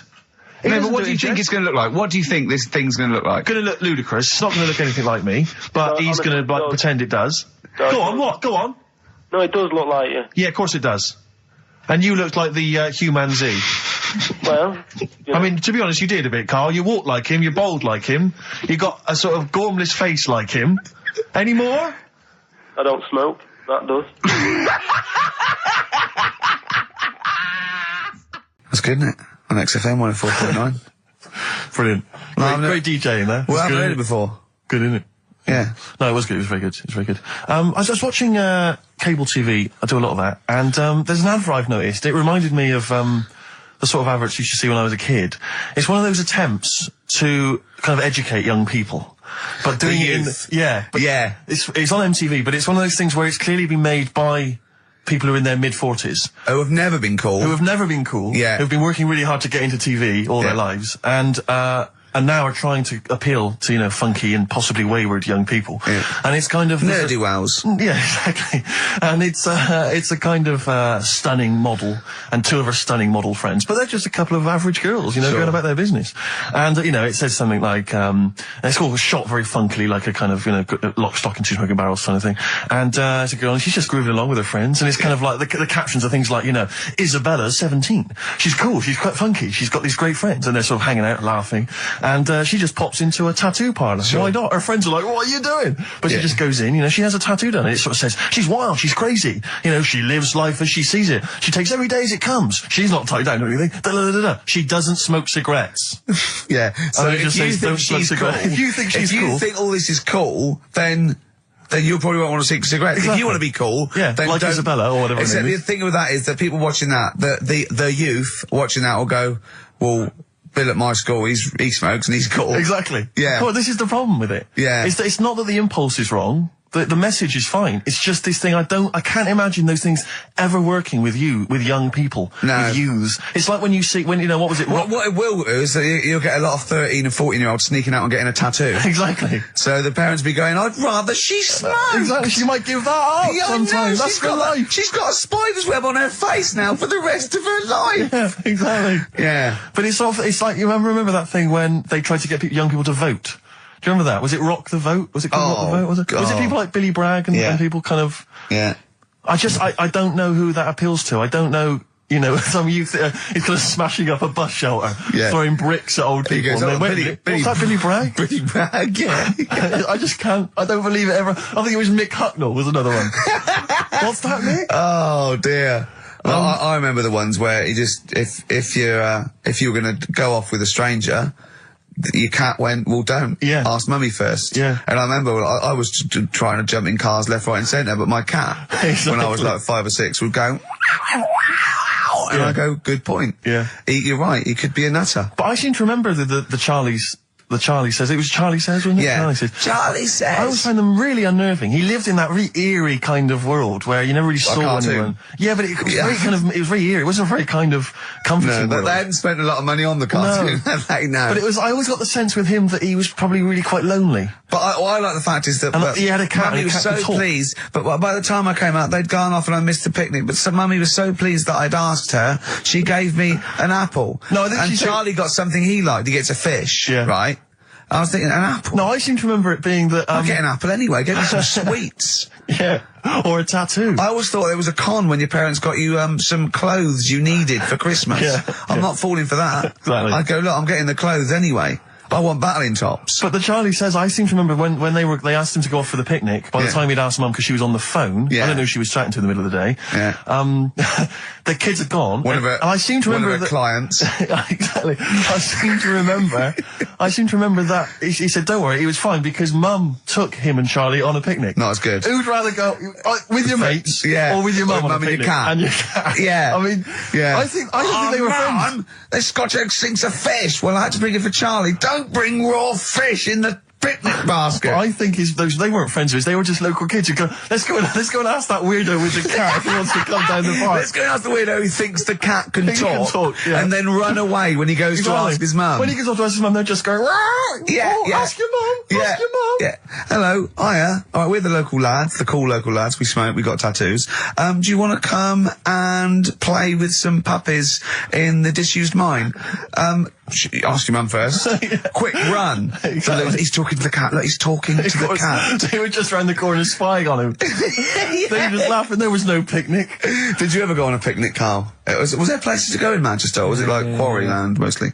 The problem with those adverts, like when I was growing up, they'd sort of give you ideas, because remember the Charlie's one, right? And we were on holiday, right? And I met these two lads who are knocking about with like mates and that.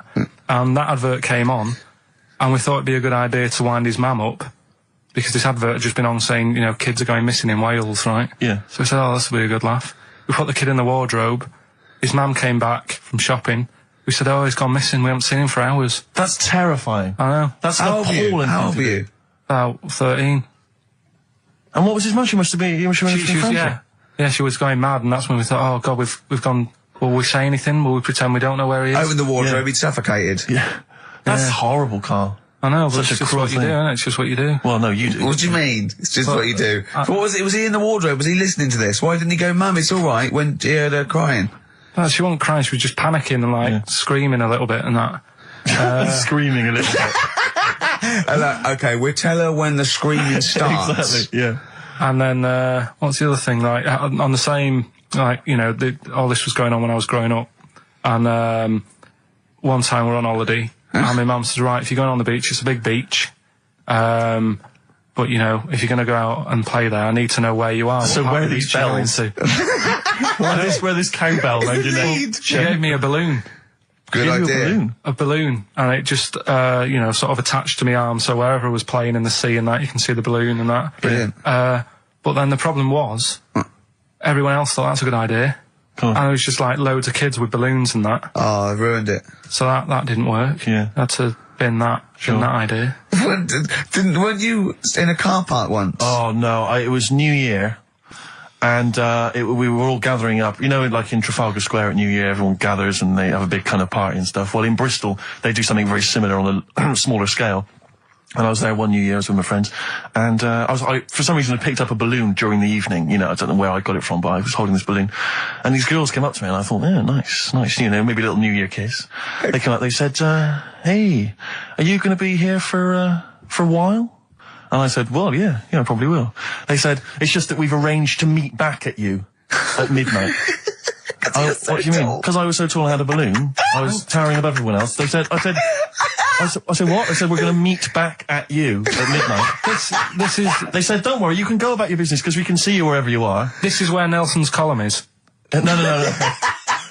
No, this is in Bristol. Oh, right, okay, Yeah. And so I'm sort of wandering around, and then at midnight they these two girls turn up again, and some of these lads come and meet them, and they're sort of laughing and joking. I'm thinking, they're probably going to invite me back to a party. I watched them get in a cab. They went off. They had a wild night. But then I did have a balloon, so it was a great New Year for me. I did have a balloon. Oh, should we have a little bit of two-pack? Yeah, if you want. Yeah. There's a great lyric in this. It's picture me rolling, right? But at the end, he's saying about look at me now. I'm drinking Remy and I'm in a Rolls Royce. And he goes, oh yeah, I forgot the DA. Can she see me from here? Can you see me, ho? And I think this is like District Attorney turning on the radio and Tupac going around going, can that ho see me? She's going, yeah, yeah, I can see you. Yeah, it's brilliant. Tupac. I'll tell you what, we should get rolling. Rockbusters. No. All right. No. Well, he has done it. He just said that he was worried about it because we said it's the last one. What do you think, Karl? I just don't think... can I just say now, Karl, seriously, I'm only responding to what we're getting on the email, which is people do not want Rockbusters. They really... There's one guy here who he says, it's James Pooley, he says he's preempted Karl by giving my answers to this week's quiz. I don't know what the clue would be, but his answer is no van ear. Nirvana. Yeah, good. Nirvana, yeah. That sounds like one. Number 2, he's just guessed. I don't know again what the clue would be, but the answer is Kid Creosote. Yeah, that's good. That's a typical Rockbuster. That is brilliant. That's a better game. And the last one is Harry Seacombe. Yeah. Yeah, that'd be good. So, maybe we should reverse it so people just... we have to come up with the clue for them. And we win the prizes. Yeah. Have you got prizes ready as well? It's all there, but... Oh, I feel sorry for him now. What the prizes would have been.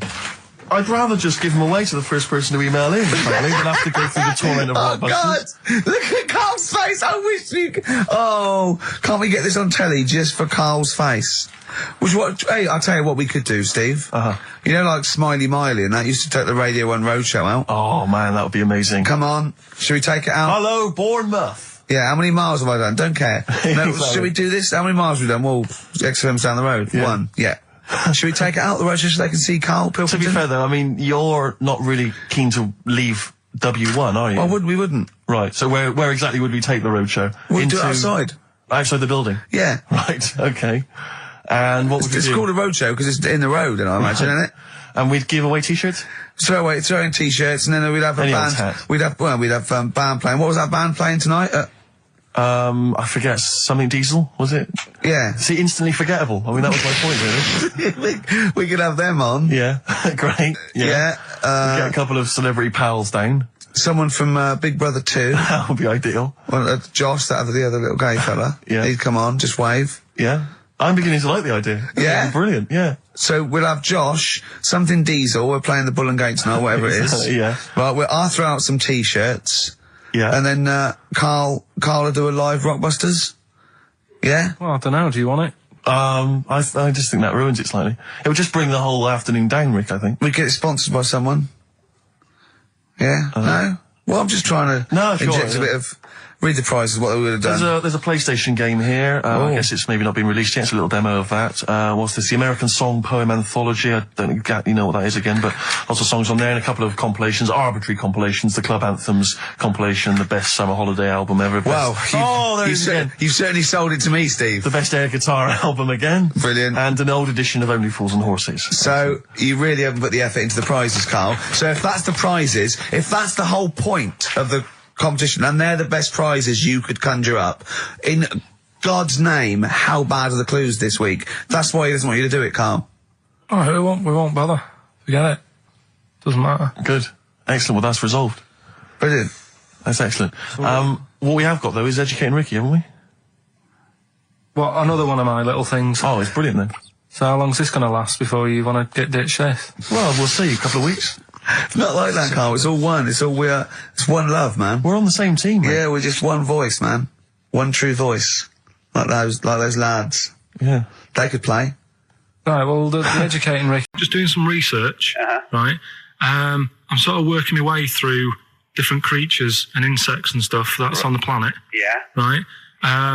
And finding out if we need them or not. Right? Yeah. Do you know much about snails? Sea snails? Well, yeah. Snails in general. I don't know much about snails, land snails. I know a bit about sea snails, like whelks, top shells, that sort of thing. Would you say they're important? What sort of sense do you mean by important? say if we had to sort of get rid of some animals and insects and that because we're running out of room. Right. Do you know what I mean? Because I'll tell you what I know about some snails. I don't know if this applies to sea snails as well. I mean, I called you today because a lot of other places are shut. Yeah. Right? So I know they like to eat stamps, apparently. The glue on stamps.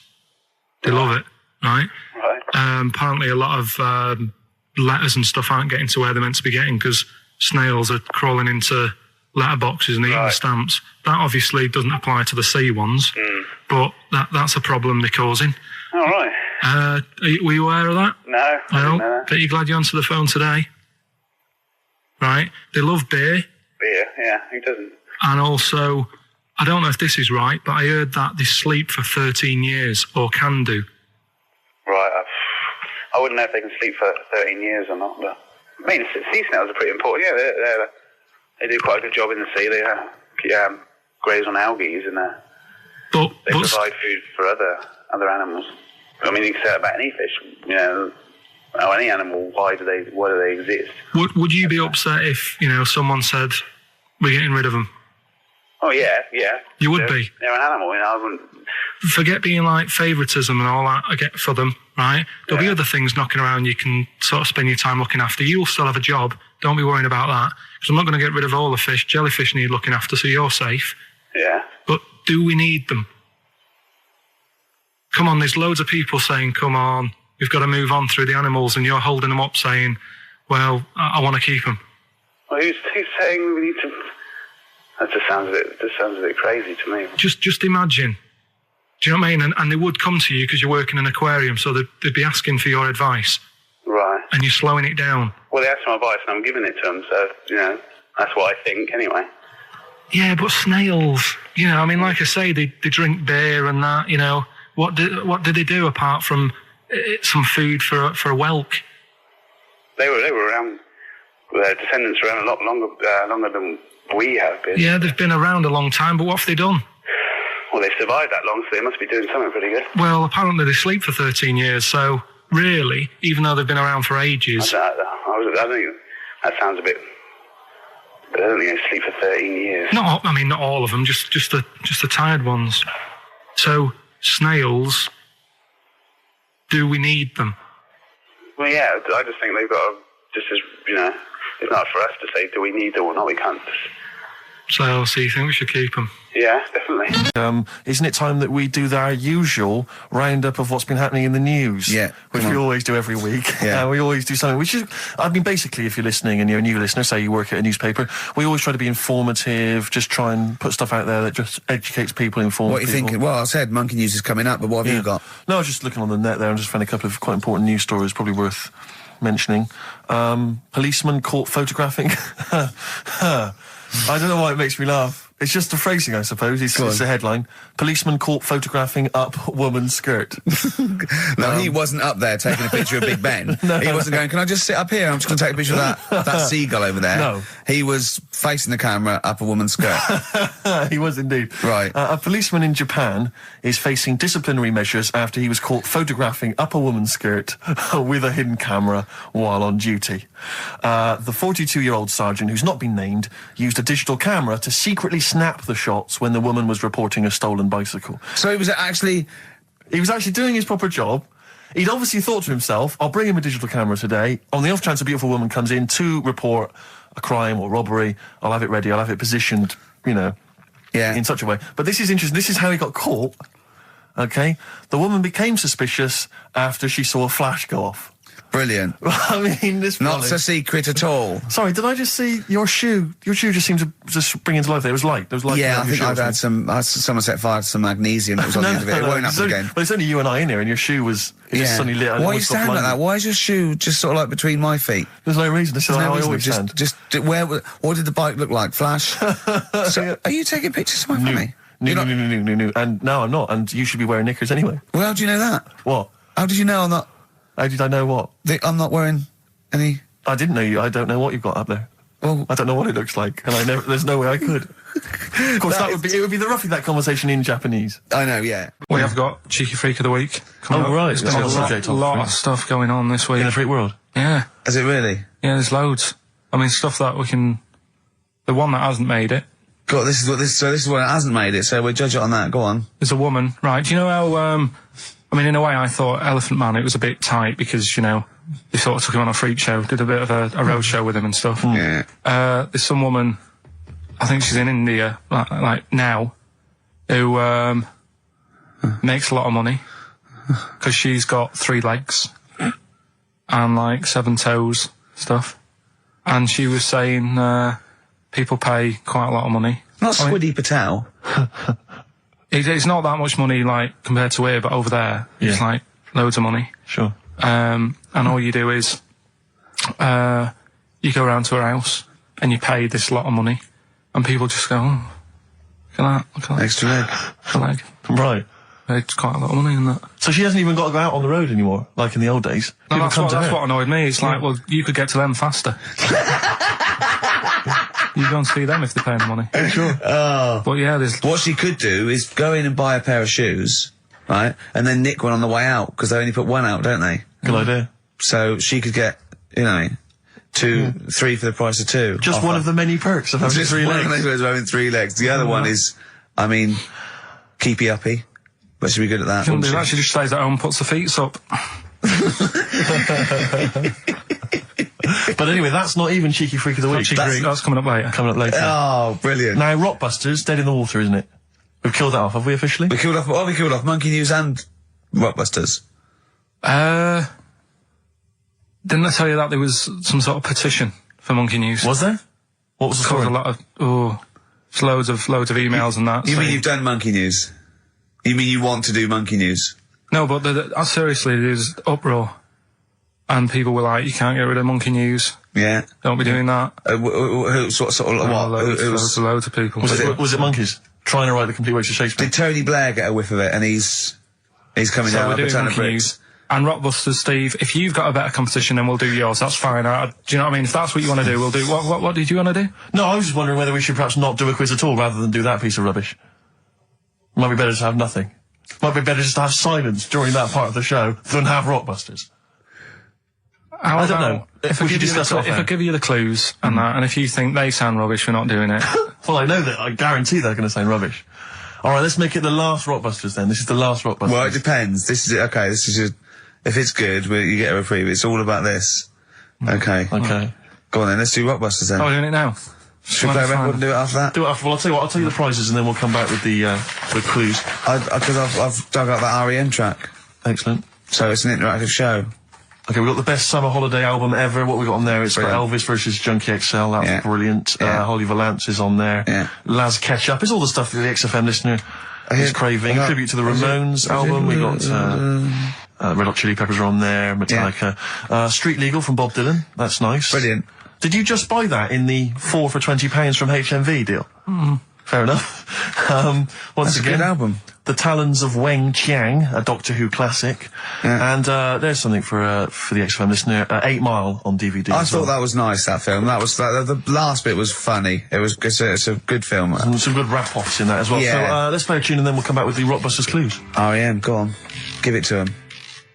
REM, Electrolyte on XFM 104.9. Ricky Gervais, Steve Merchant, Karl Pilkington. I walk down Oxford Street every day to go to the office, and it is like running the gauntlet in Gladiator. It's not only is it just like, you know, you have to dodge people and they're dawdling or rushing or, you know, keeping into the road to get past some people but avoiding taxis, but it's like hands everywhere, like leaflets. I don't know, there must be 1 million leaflets given out. It's all Mobile phones, sandwich shops. Teach yourself English. Yeah. Teach other people English. I know, and those charity people, something for Alzheimer's, and I've been caught about 6 times where I couldn't say no. I've got about 8 standing orders now because I just couldn't say no when they confront you. Yeah. Which is, you know, It's amazing how often I'm on the way to a meeting. yeah, I'm always on the way to a meeting, and then I always feel guilty if I walk past them again 2 minutes later with a HMV bag. full. Yeah, exactly, crammed with bargains. I know, yeah. No, But, it's actually weird. They're like zombies. It's like you're fighting them off. You need a flaming torch to get past them. Or if it's not them, it's tourists. Just constantly, you know, excuse me, can you take my photo outside HMV? Or outside Topshop? that doesn't happen to me a lot. I always seem to have tourists. Just in the way, just kind of dawdling, you know, looking up at the so buildings. fast. I walk so fast. I put my head down and I just try and walk so fast everywhere now because it's but Oxford Street is just, it's unbelievable now. And I think it's age that I've started noticing it. Even if the window's open and I hear just like cars on the mobile phone, it's the loudest place in the world. Yeah. I don't know what we can do. Well, isn't it one of the busiest streets in... Is it either the world the universe? It is mental. I think if we carpeted it, that would and help, put some curtains up, it would just deaden. It's like pubs with those polished floors and metal tables, and everyone's having to talk like that to be heard. The jukebox is quite loud, and I want to go just turn everything down. Yeah. Just put some carpet down. Just talk quietly like this. Yeah. Put the music down a little bit. We'll have a good time. I've never quite understood that impulse. I don't know, again, if it's age where you go in a club or a pub, as you say, and the music's just slightly too loud. So it just makes everything slightly tricky. It's slightly tricky to have a conversation. But what annoys me is when it's for the amusement of the barman or barmaid. If they're bored, they're in a pub, they've got the music up, their music up, right, techno blaring, right, they've got a telly on watching a soap opera, and I want to go, choose one or the other. I mean, what are you watching? I got a minicab last night. I imagine you don't travel in minicabs, but the guy driving, one of those guys, I know he's driving a cab on a Friday night. Okay, no one wants to be doing that. And he had one of those phone, the little earpieces that you put in, so it looks like they're talking to themselves. And he's there, and he goes, where are you going? I went, crouching. He went, and he's chatting on his mobile phone the whole time. His voice was so loud, he had the radio on as well, and he wasn't concentrating on the road. I just thought, look, I'm paying you £10 here to take me somewhere. Please, just stop chatting or arranging your social life for 2 minutes. Get me to my destination safely, and then you can resume your conversation. My favourite one is I'm going to so and so terrace, please. Where's that? I want to go right. You're not taking me then. Yeah. I mean, I don't know. I don't know. Exactly. I don't drive. That I'm paying you. That's why I'm paying you. That's got to be part of the service. But I mean, I know people who've been in minicabs, didn't know where I was, and didn't have an A to Z. No, I was in East London once. I said to him, I'm going to North London. He went, where specifically? I went, Swiss Cottage. He went, sure. I said, do you know the way? He went, yeah. Set off. Along the way, he went, do you know the way? I said, I thought you knew. I said, have you not got an A to Z? He went, no. He was one of those guys who'd just taken his car out middle of the night. That was all he had. All he had, all his credentials were he had a car. No map, no torch. The two other things I bring with me. And he said, so we're driving along. He went, I could probably get you to Camden. I was like, okay.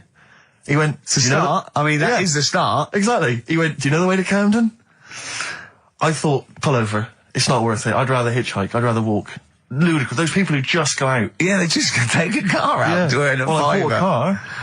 Oh, have you ever done that? No, well, I'm sick of living here. And you say about people hassling you. When you say here, you mean the world, don't you? No, just in London is doing me head in now. The other week, actually, walking home from here, and like you say, there's always someone hassling you, saying, do you want to buy this? Do you want one of these?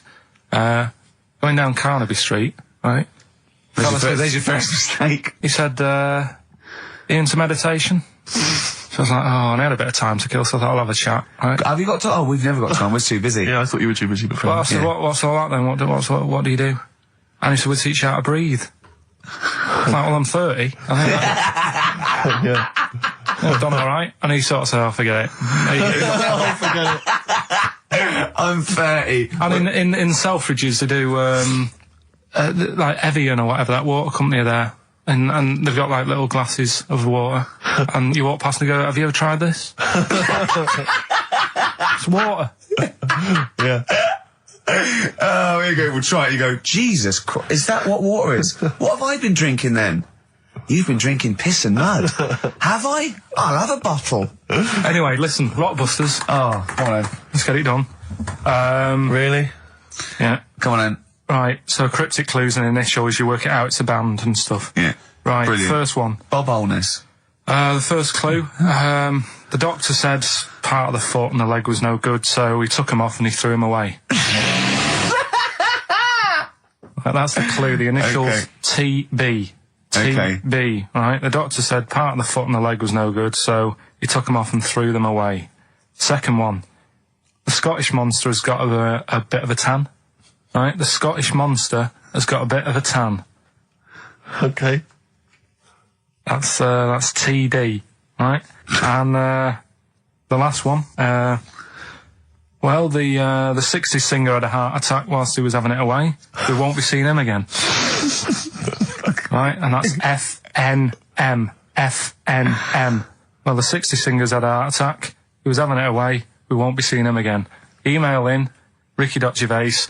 Remember, this is to save Rockbusters. If people don't get this, right, it's no more. So you better, if you want this feature to stay, you better get the clues. Right? Good work, Karl. Well, it's funny you say that, actually, because in a survey, it came up this week, it's quite extensive. Mancunians take more sick days than anyone else. Mancunians take more sick days than workers in any other city in Britain and Ireland, according to Manchester-based employment firm. Survey by Peninsula found employees in Manchester take 11 sick days per year, whereas closest rivals Edinburgh and Dublin take an average of 9. Liverpool, Newcastle, Birmingham and Cardiff, only 8. Is Reading mentioned there, or no? Bristol? It's not even in there. They don't take days off. London is only 7. So the point is, I mean, I don't know you can take anything from it, but if you're an employer and you had a Mancunian and a Liverpudlian and they were equal on everything else, but you really couldn't afford them to be away, Liverpudlian's going to probably be away for 8 days. Sure. The Manc's going to be away for 11, phoning in sick. And so what can you? I mean, just analysing the data there. What would you extrapolate from that? I really don't know. I mean, call in if you've got any clues, or email us in if you've got any. I don't know why I think maybe. I don't know. Mancunians. I don't really know many people from Manchester. Well, I only know one, but I know he was off sick because he put on wet trousers and he got a cold, I think. Yeah. Well, he just said he was. Didn't come in for. Yeah. He left early as well once. Yeah. But I don't know. I mean, that's the survey. I don't know. I mean, it's evidence because it's statistics. So there you go. It's guaranteed evidence that's proof. Any thoughts on that, Ricky.Gervais at xfm.co.uk? I mean, oddly enough, you're from Manchester, Karl. Yeah, I am, yeah. What are your thoughts on that? On what, sorry? No, on the survey. Wasn't really listening. Sure. Well, Mancunians take off more sick days. They call in sick. I mean, presumably spuriously. Yeah. I mean, because they've got the same body. They're biologically the same, so...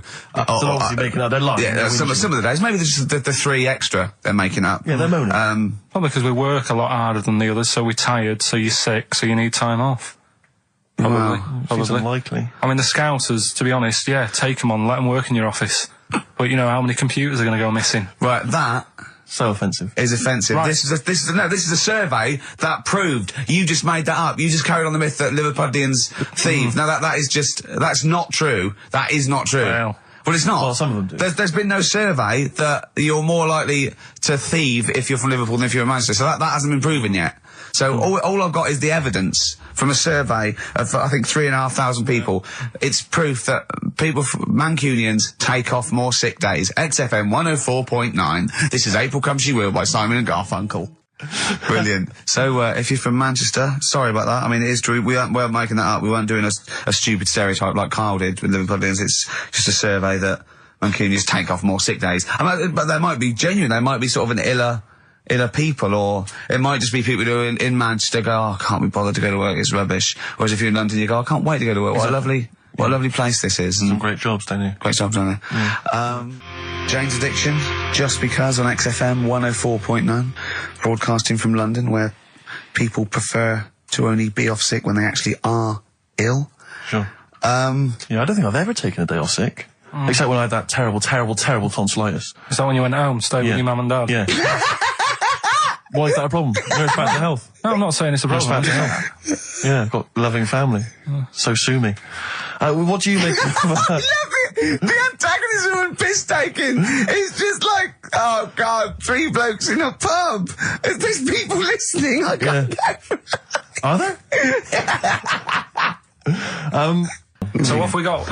It's 20 past 1. What have we got? We're on till 3. Well, we've been talking. We've been doing well. We've been playing some great rock and roll. We've been playing some lovely songs. We've told them. We've explained the survey just for employees. Be careful. Yeah. We've put that out there. We put a shout out there. People know. I mean, would you say it was probably safest if you are an employer to never employ Mancunians? Well, I wouldn't go that far. I wouldn't go that far because you see that's only an average. So I imagine some Mancunians, like Londoners, are nice, reliable people. It's probably just a few bad eggs that throw the stats up a little bit. People that would go, I'm not coming in today, I'll put on some wet trousers. Sure. All right, stay in bed. Yeah. Stay in bed. Yeah. You still got them on? Yeah. Well, pop them off. Yeah. Put them on the radiator and go to bed with a little duvet. That'd be the best thing to do. Yeah. Yeah. So, all right, Karl? Right. What's your attitude? Is it because you're tired? Yeah. Well, why are you tired, though? You weren't saying that watching those Channel 5 films again, were you? Did you ever go on a picnic, Karl? Was there places to go in Manchester, or was it like Quarryland, mostly? The problem with those adverts, like when I was growing up, they'd sort of give you ideas. Because remember the Charlie's one, right? And we were on holiday, right? And I met these two lads who are knocking about with like mates and that.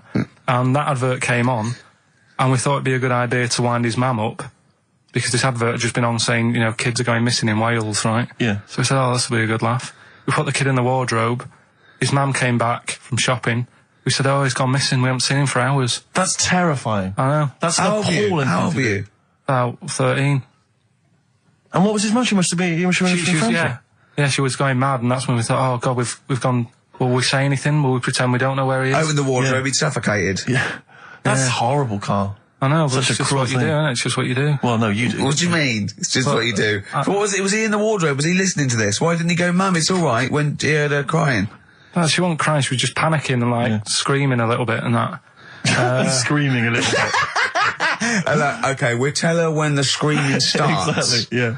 And then, what's the other thing? Like, on the same, like, you know, all this was going on when I was growing up. And, one time we're on holiday, and my mum says, right, if you're going on the beach, it's a big beach. But, you know, if you're going to go out and play there, I need to know where you are. So where are these bells? Where this cowbell around your neck? She gave me a balloon. Good idea. A balloon, and it just, you know, sort of attached to my arm, so wherever I was playing in the sea and that, you can see the balloon and that. Brilliant. But then the problem was, everyone else thought that's a good idea.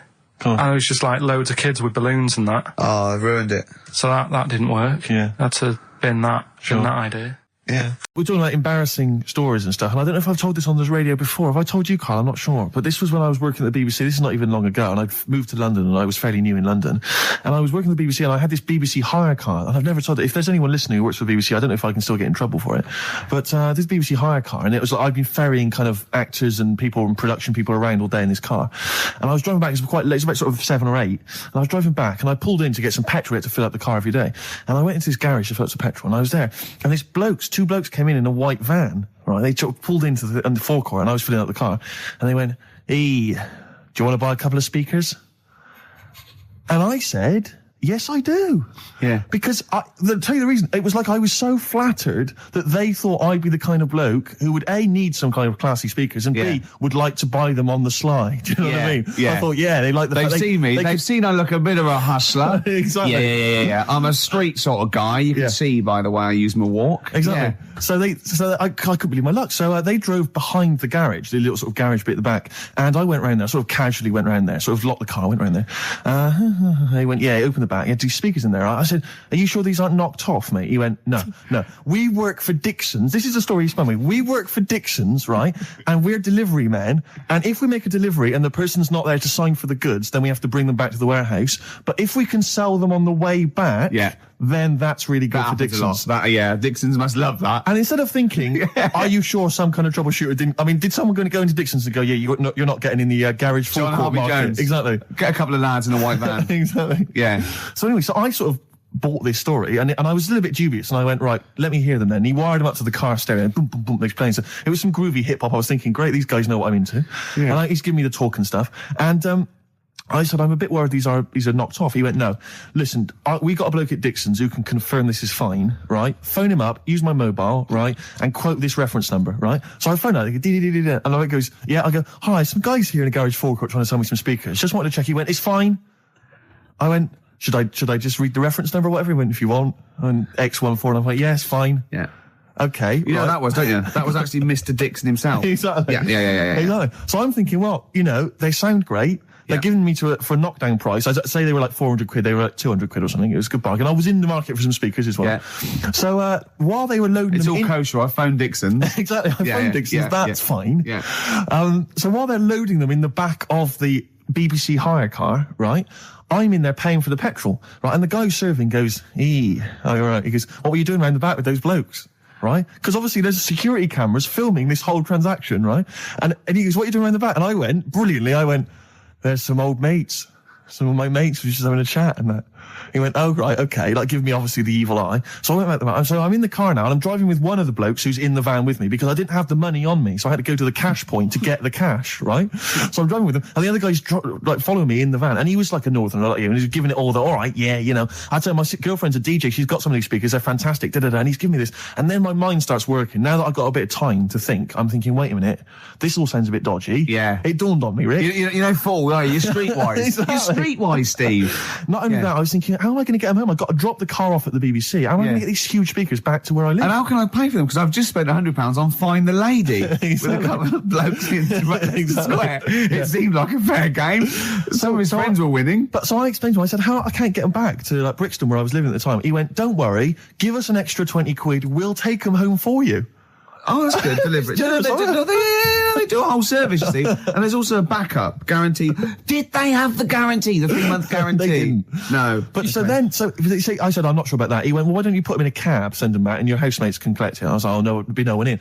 And I was beginning to sort of get a bit conscious of, like, maybe this was a bit of a scam, after all. So I pulled into, like, a little side road. I said, I'm not sure I'm into this now, actually. He went, what are you talking about? It's 200 quid for a pair of speakers. It's a bargain. You never get a bargain like this, mate. I'm going, not too sure, actually. I don't think I want them. He went, 150 quid, 150 quid, mate, 150 quid. I went, no. He's 100 quid now to you. And I'm thinking, wait a minute, this doesn't sound like the kind of work that Dixons would be doing. Dixons don't do that when I go in. This is it. Dixons never negotiate in that way. When I go there, look around and I leave, they go, where are you going? Exactly. I go, no, we'll have anything then. Have anything for a So quid. I stopped the car and the white van pulled up behind me with his mates in. Sure. And I said, can you get them out? I'm not interested. And he went, 100 quid, mate. Oh, and he was just going, you tosser, you obviously want some speakers. And he was having a go at me. So I was carrying the speakers out and putting them back in the white van. And he was just shouting at me. He was going, 70 quid, mate. I said, 70 quid from 200? This is ludicrous. You realise that wasn't Dixon's policy then. Exactly. They don't usually shout, you tosser, as you leave the, leave the shop and walk down Camden High Street. They're not usually shouting, you tosser. You should have took the offer of, like, the monthly payments they've got on at the moment. So eventually I put them in there and I sort of knocked the deal on the head, and I got back in my car and they were in theirs, and I just looked in the rearview mirror and they were punching the dashboard like with aggression and venom, like we let that deal slip through our fingers. And I've never been so terrified in my life. I just sat there and I was just thinking, oh my God, all I was thinking now is, what if I go back to the BBC and they go, we've had a call from the police, the man at the garage, he saw you doing a dodgy deal. I love it. Yeah. Well, what you do is you put the hire car in a drain in your front garden and then go in and out of the toilet, just pouring bleach down or Ajax, and then never know. Right then, which leads us nicely into Knob News. Oh, it's the welcome return of Knob News. Right, okay, it's very much like the news at 10, this, isn't it? I do a bong, or in this case a schlong, and he gives me the headlines, the knob news of the day. Where have you collected all this knob news? Was there a lot of knob news this week? It was mental this week. The amount of stuff. The way it works, you give us the bong, I'll give you the headline. Okay. Steve decides which stories we're going to talk about. And now on XFM, knob news. Schlong. Man grows knob on his arm. Schlong. Man gets doctors to make him a second knob. Schlong. Turkish prisoners made hole in cell wall to produce third inmate. Schlong.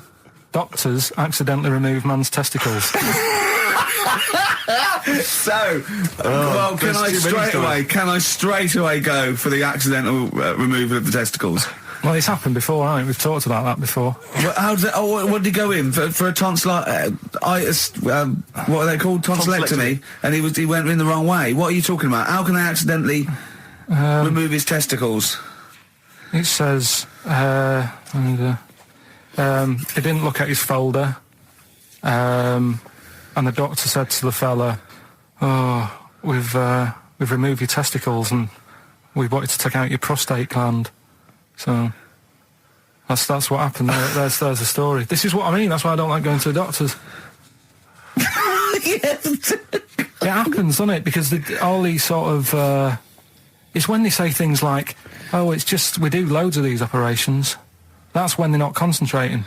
Brilliant. Do you know what I mean? When they say it's procedure, that's like having a boring job that you do every day when you're not going to be concentrating. I prefer them to go, "This is a tricky one, this." I know what you mean. I sort of do know what you mean. People, you watch TV programmes about, like, you know, removing someone's second head or whatever, and there's like the best surgeons from all over the world. It's televised. They can't make a mistake. They can't go, "We took his legs off by mistake." Whereas the fella who's having a prostate's like, "Oh, do you want to do it? I'm sick of doing that." And they're probably doing a crossword whilst writing it. Of course they are. I've seen that actually in operating theatres. They're doing a crossword. That's what I mean. Yeah. I was just examining some of the other knob news, Rick, a little bit more closely. Man gets doctors to make him a second penis. I'm sure we're all interested in knowing what happened there. Yeah. A German who persuaded doctors to give him a second penis has lost his wife after he showed her the result. Biker Michael Gruber lost his original penis in a motorbike accident, and doctors built him a second one using a mixture of skin, bone and other tissues. Bone? Apparently, the penis worked so well that he was even able to father a child with his wife Bianca. But Gruber was still not happy and asked doctors to repeat the operation and build him a better organ, to which they agreed. From his hospital bed, he said, "I've got 2 penises, but no wife. I'm hoping when I get rid of one of the penises, I'll get her back." What do you mean? Sorry, he had 2 put on. What side does he wear? So he's had both. So he's had 3 then. Yeah. This is probably the thing that happened with Hitler when he had 1 ball, but he had 3 at one point, didn't he? So he just got one in the other ball, gave his mum one, and kept the other one. Well, we've had calls confirming that there was indeed a fetus or a stillborn child, A pickled baby. A pickled baby. No wonder it died. Born without a brain. But everyone has, pointed out that it wasn't a little fella. It certainly wasn't a little fella. No. But because it had been in the jar for a long time, I think it had aged a bit.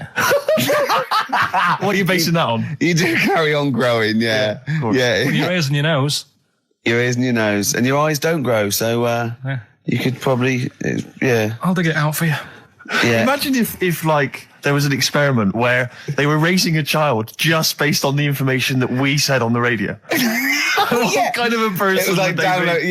yeah.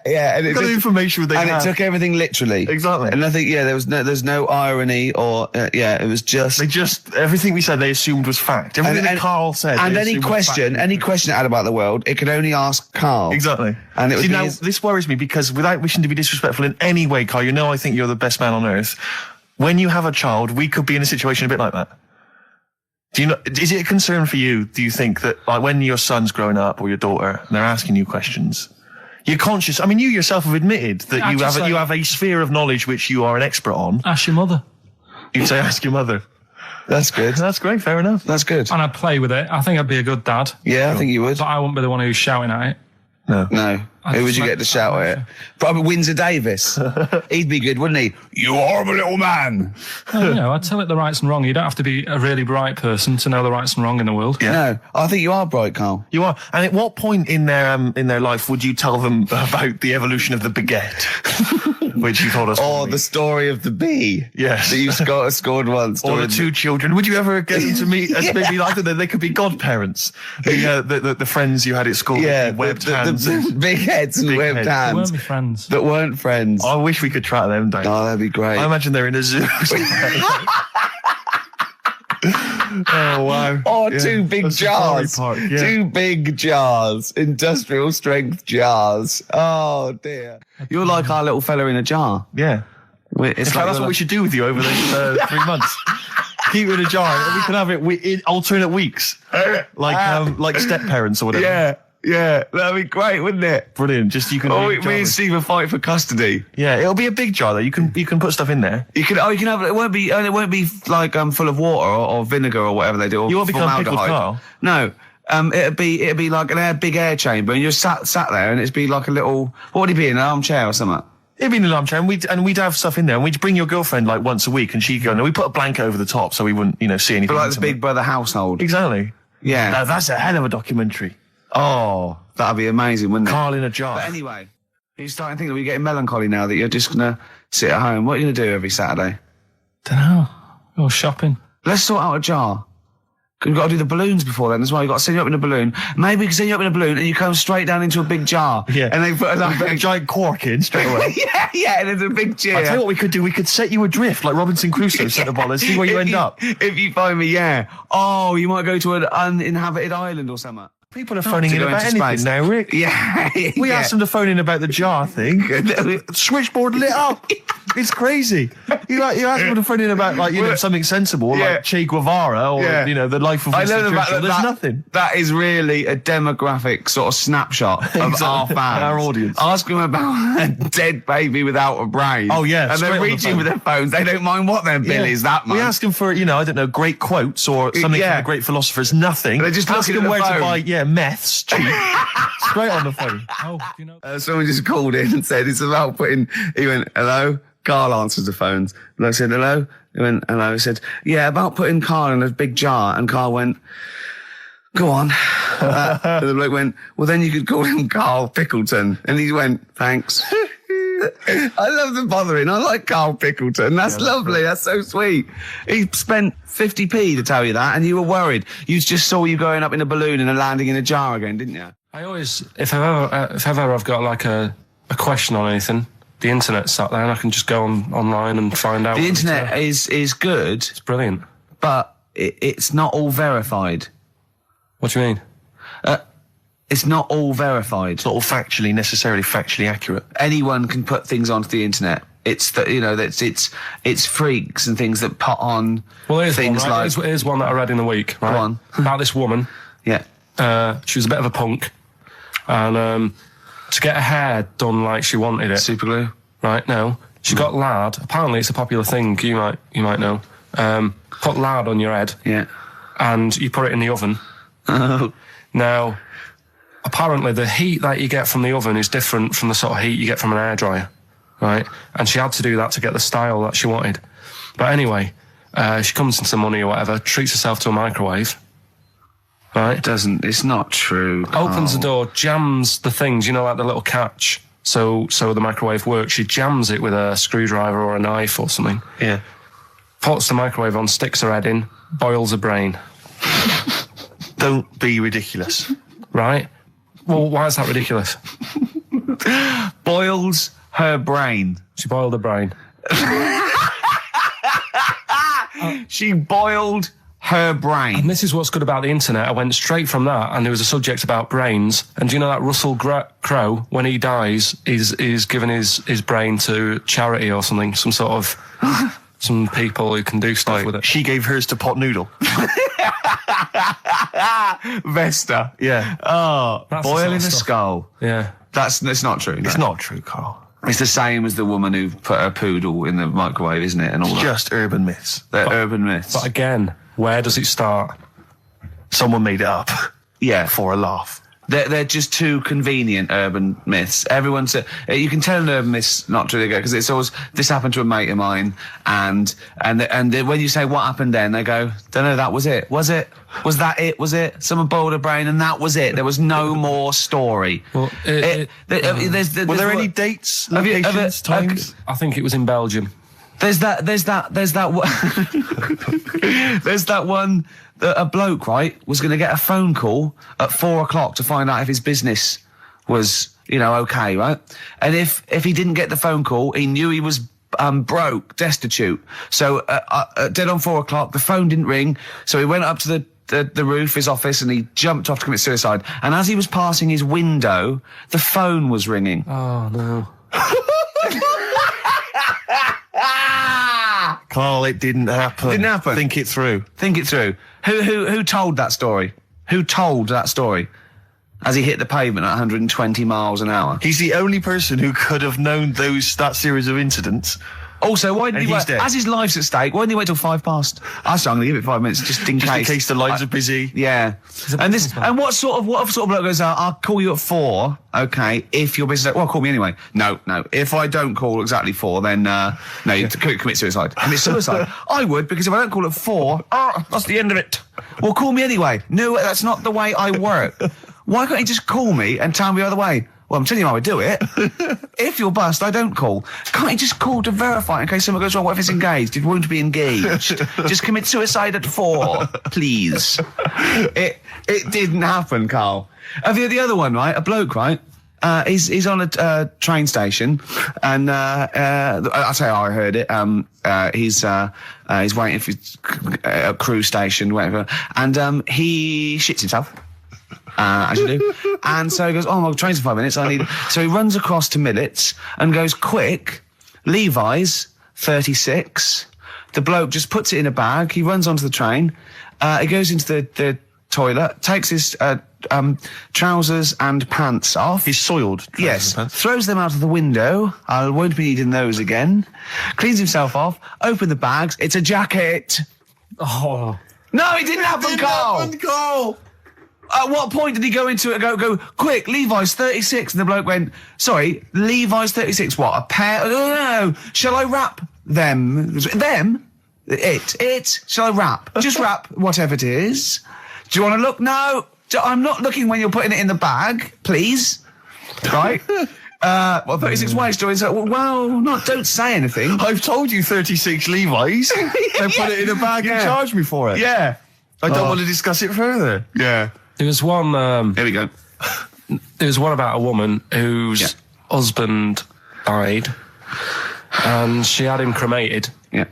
And made like a little egg timer out of him. Right. And she said, I did that so it can still help around the kitchen.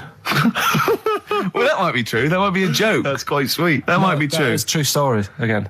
It was all... No, not again, because the ones I just told weren't. Nor is the boiling the brains in a bag curry microwave. Head story, true. Yeah. They're two, cause he says that you're winding up because you're sort of like negative about I'm everything. negative? Yeah. And, but what I think it is because we pointed out that his lateness is unacceptable. Yeah. He said, meet you at 6. He turned up at 20 past. He said, well, someone stopped me in the corridor. I don't care. I've got stuff to do. We had stuff to do. I think we're a bit busier than you, Carl. You've got one job. We've got loads of jobs. I keep telling you that. You got one job in a little room, a 9 to 5 there, that you don't even get done in 9 to 5. That's why you're late and mucking around all the time. There's loads of work to do. Yeah, one job. No, cool. it's not. It's one job with a lot of other jobs in it. It's like those little Russian dolls you get. Right? My dad always said... All right, steady on. Dad said Christmas morning was for for me. So he used to stay in bed.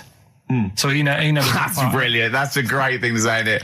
Yeah. Christmas morning's for you. Run wild. Do what you want. Just don't bother me. I'm going to Honolulu for 2 weeks. That's great.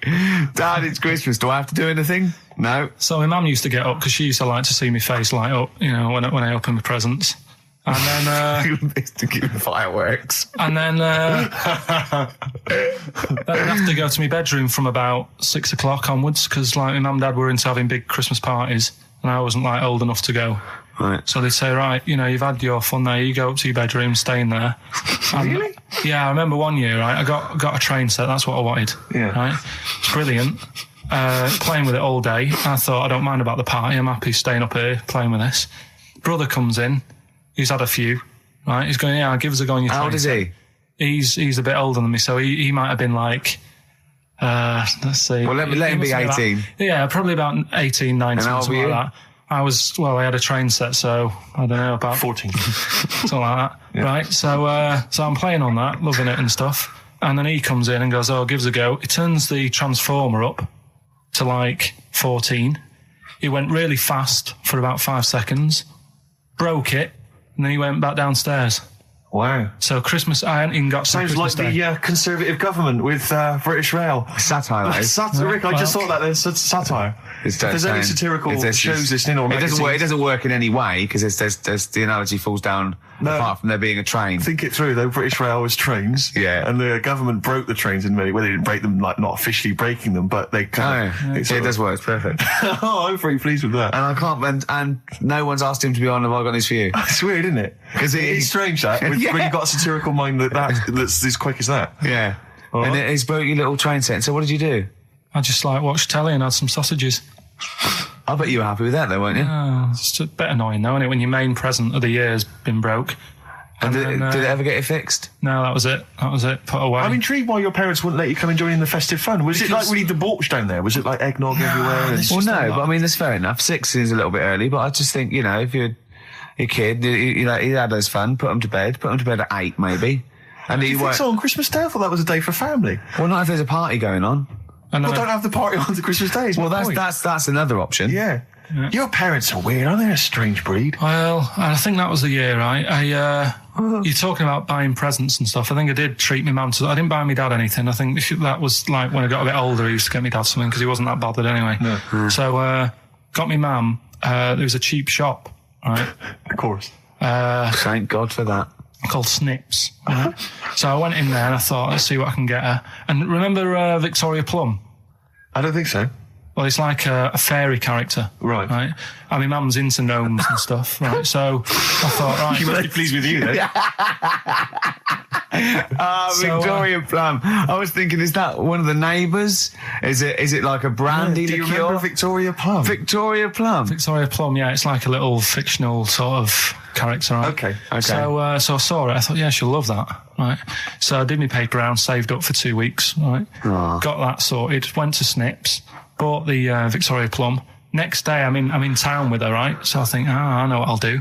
I said, come in here a minute, right? So we go in and we're looking around, and I tested her, right? I went, look at that there, that's all right, innit? And she goes, oh, it's bloody awful. Oh, Karl. Oh, Karl. Oh, God. So then Christmas Day comes, I said, don't bother opening it. She said, no, why? I said, Oh, "Don't." no, why did you still give it to her? So, well, it was too late, I'd already bought it. Oh, Karl. So she opened it, and I was like, and she said, oh, that's nice. I said, why are you saying that? I said, the other day, she said, it's bloody awful. She said, oh, no, I thought you were pointing at something else. Oh, no. So that's why I don't get anyone anything anymore. 50 Cent in the club on XFM 104.9. So, Carl's a little bit fed up today, actually whinging, I mean properly whinging, fed up, reckons he's tired, reckons he's overworked here. But, do you know what I mean, Karl? Everyone gets tired. Everyone gets tired. Everyone does the same sort of hours to you. What do you do, sort of 9 till 6, 7? About 9 till 7, 8. Well, no, because a couple of times this week I've sort of met you for a drink about 6. So, it's funny, isn't it? That's weird. Some of the times I've come back after it, just for another 40 minutes or something whilst no one's around, try and get stuff done without phones going, without emails coming in. Yeah, we got to do it. Can I tell you what I think's a disappointment? You're in a department. You got to do it. I just think it's a disappointment that Karl hasn't been able to put that aside and rise to the occasion. He's only got to do this show once a week. It's I 2 know. hours. It's I mean, no you and one's I, doing it. we're tired. We've got you've got one job. We've got about 6, and we're still doing it. Do you know what I mean? We still do it. We still. Well, come you're a here. professional, Rick. I mean, that's why you've won multiple awards. Is because you're willing to get up there, even if you're feeling a little bit under the weather, even if you hurt yourself, you've got an injury of some kind. You're up there. You're doing it.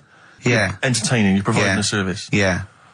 So it's disappointment. Yeah, but I've pressed all the right buttons at the right time. Indeed. Right? That's what I get paid for, yeah. Done that. The adverts have gone out. Sure. You know what I mean? I've made you cups of tea. It's the negativity which is the problem. It's the vibe. You're bringing us down. Bringing us down.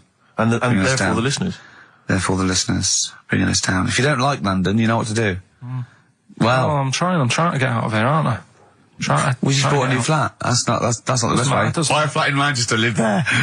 Doesn't matter. I can always rent it out and make a little bit of money. Why don't you sell the flat in London and buy a street in Manchester? Pilkington Avenue. You could literally have the Lord, the King of that street. People could come to you like Solomon with their problems. Yeah. Well, he's come up from London. He's got London ways.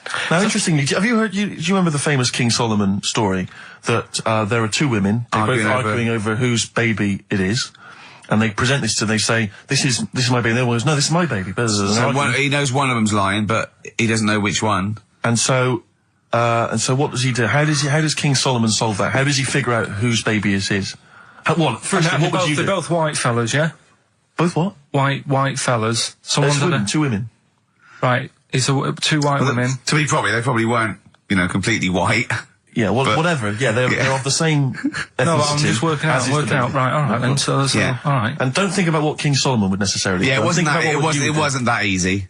No, there's not one tall, skinny white one with big ears, and so's the baby. The other one's a little short Chinese bloke. It's 2 women for a start. Yeah. 2 women, okay. The baby to look at could be either.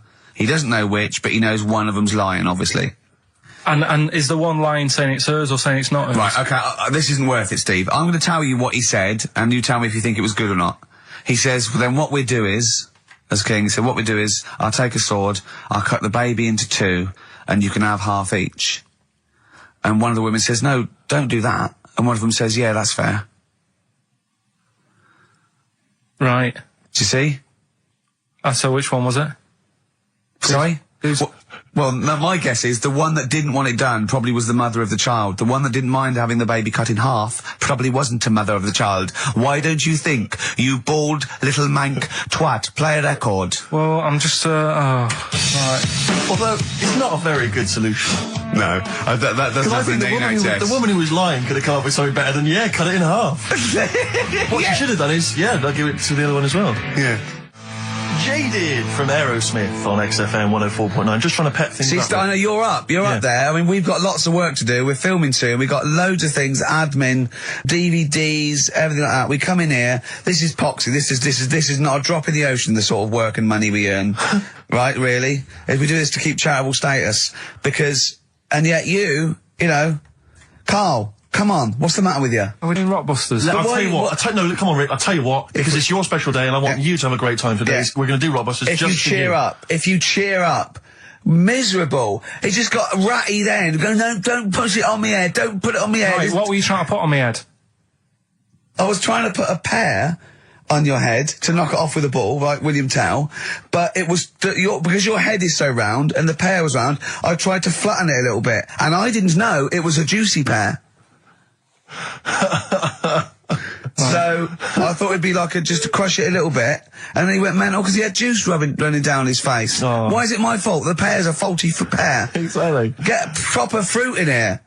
It worked with the apple. That was fine. And then he gets ratty with me. Okay, let's not waste any time with Rockbusters. let's whip through it. Just whip through it. one's Just do the interested, clues, so- quickly. Quick, go, Rockbusters. Right, go. Right, the first clue. Yeah, hurry up, faster. All the police cars are on fire. All the police cars are on fire. What's the initials? BS. BS, all the police cars are on fire. Good. What's the next one? The director of 28 Days Later is shouting about sleeping outside. Yeah, okay, what's the initials for that? DB. Right, okay. Okay, yeah. Right, go on then. He wants to be a sailor. Why is that? Yeah, what's the initials there? B. Brilliant, okay. Give them again quickly, because I didn't quite catch the second one, but go from the top. All the police cars are on fire. Yeah, that's BS. BS. Yeah. The director of 28 Days Later is shouting about sleeping outside. Yeah, okay. DB. Yeah. Right? He wants to be a sailor. Why is that? Yeah. B. B, okay then, brilliant. Okay, now Karl, you gonna cheer up now? Email only, Ricky Gervais at virgin.co.net. Radio 1 Roadshow. Smiley Miley. Smiley Miley's mileage game. If anyone remembers that, I mean, here's a man, right, whose job, Smiley Miley was not a DJ, lest me forget. Smiley Miley was the guy that organised the vans that carried the equipment to and from the roadshows.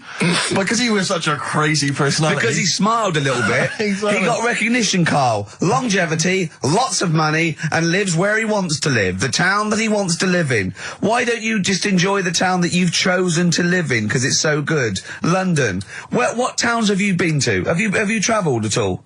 I've been about a bit, yeah. Right, okay, then what towns did you like? Okay, forget Manchester. That's safe. You like Manchester. Right, I'll do the big Stop three. shouting. London, New York, Paris. Okay, you don't like London, even though you live here. Got flats here. Good, excellent. That makes sense. Have you been to New York?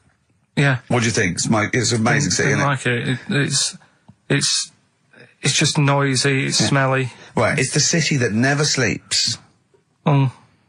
I'm not surprised with all the racket and that.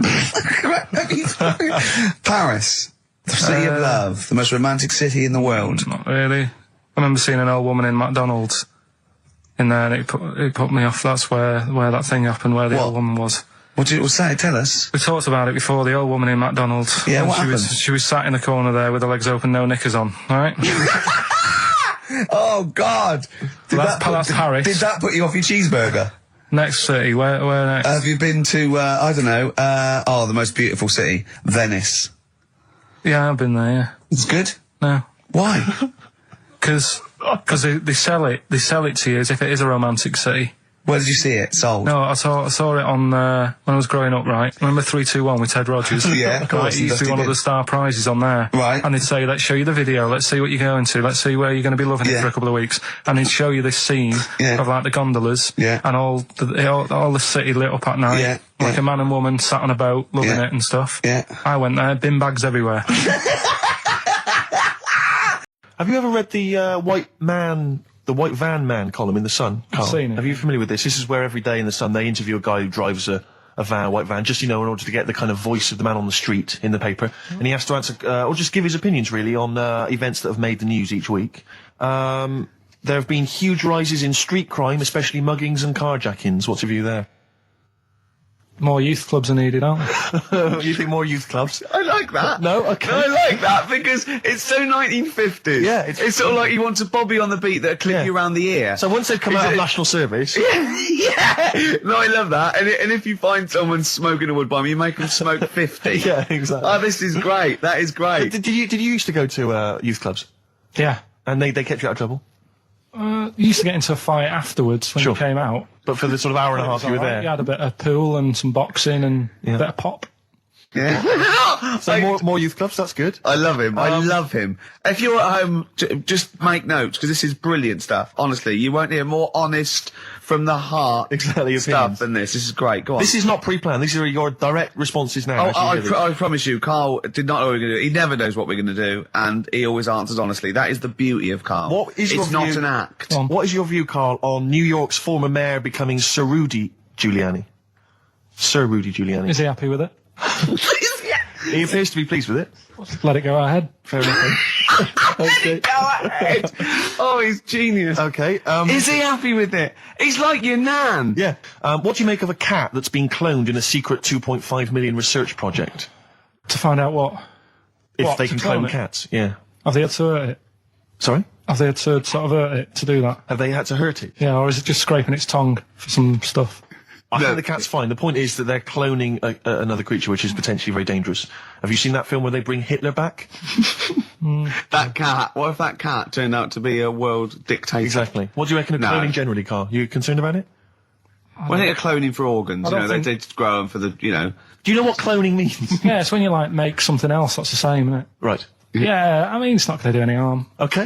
And finally... This is on the World Council. Yeah. Finally, what do you make of some city workers who were caught bonking in the glass lifts of the Lloyd's building? What do I make of it? Yeah. Is that a problem for you? Do you think that's unprofessional? Was it the lunch break or...? I think it was lunch break. It was their own... All right. It's their own time, I think, fair enough. It only takes 45 seconds to go from the bottom to the top. Is that a problem? They moved quickly. They acted, on instinct. You think fair enough? If that's their natural instincts and they're both consenting, you think fine? Yeah. Okay. Yeah. Thanks very much, Karl. Thanks very much, Karl. Karl, we'll have more of Karl's world-weary opinions next time on the show. Yeah. Now it's time for White Van Man. White Van Man. Yes, for those that don't buy The Sun, they think it's beneath them.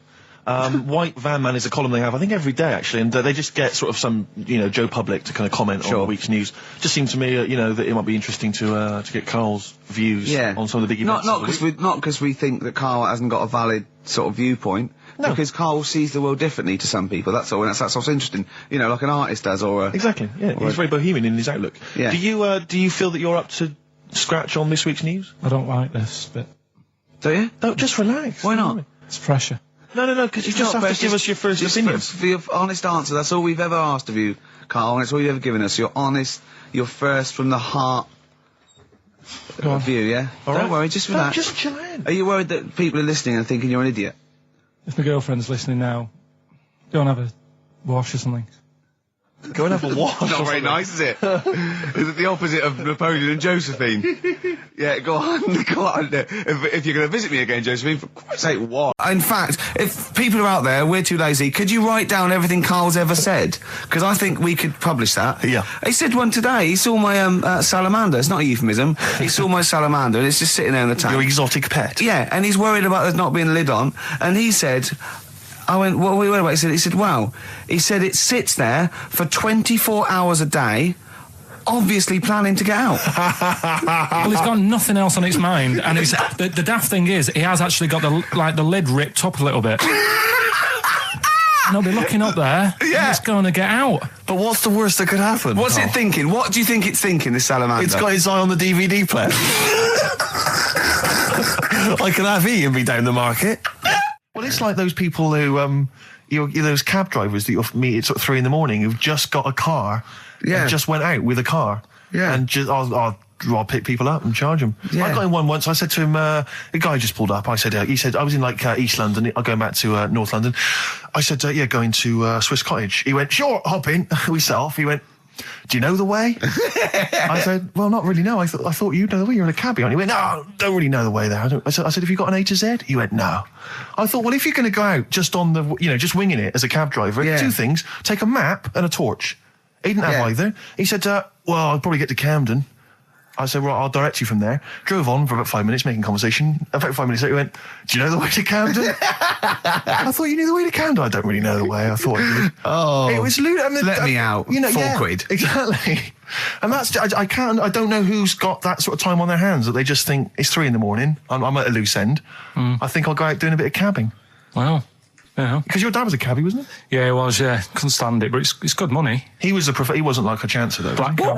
What was he doing when he put that little Forrest Gump in a weedy bin? That was part of the cab company thing. They had to do like a charity event once a year, and he did it 1 year. Never asked him again. Tell us the story again. I'd rather not, because we got a few sort of complaints about it. Why? Why did you get complaints about it? Because he put a kid in a bin, and it's not the thing to do. So, but we could use it as a sort of sobering lesson for people. Yeah, tell it like a you shouldn't do it. Nah, yeah, but that's how I did it last time. But people still didn't like it.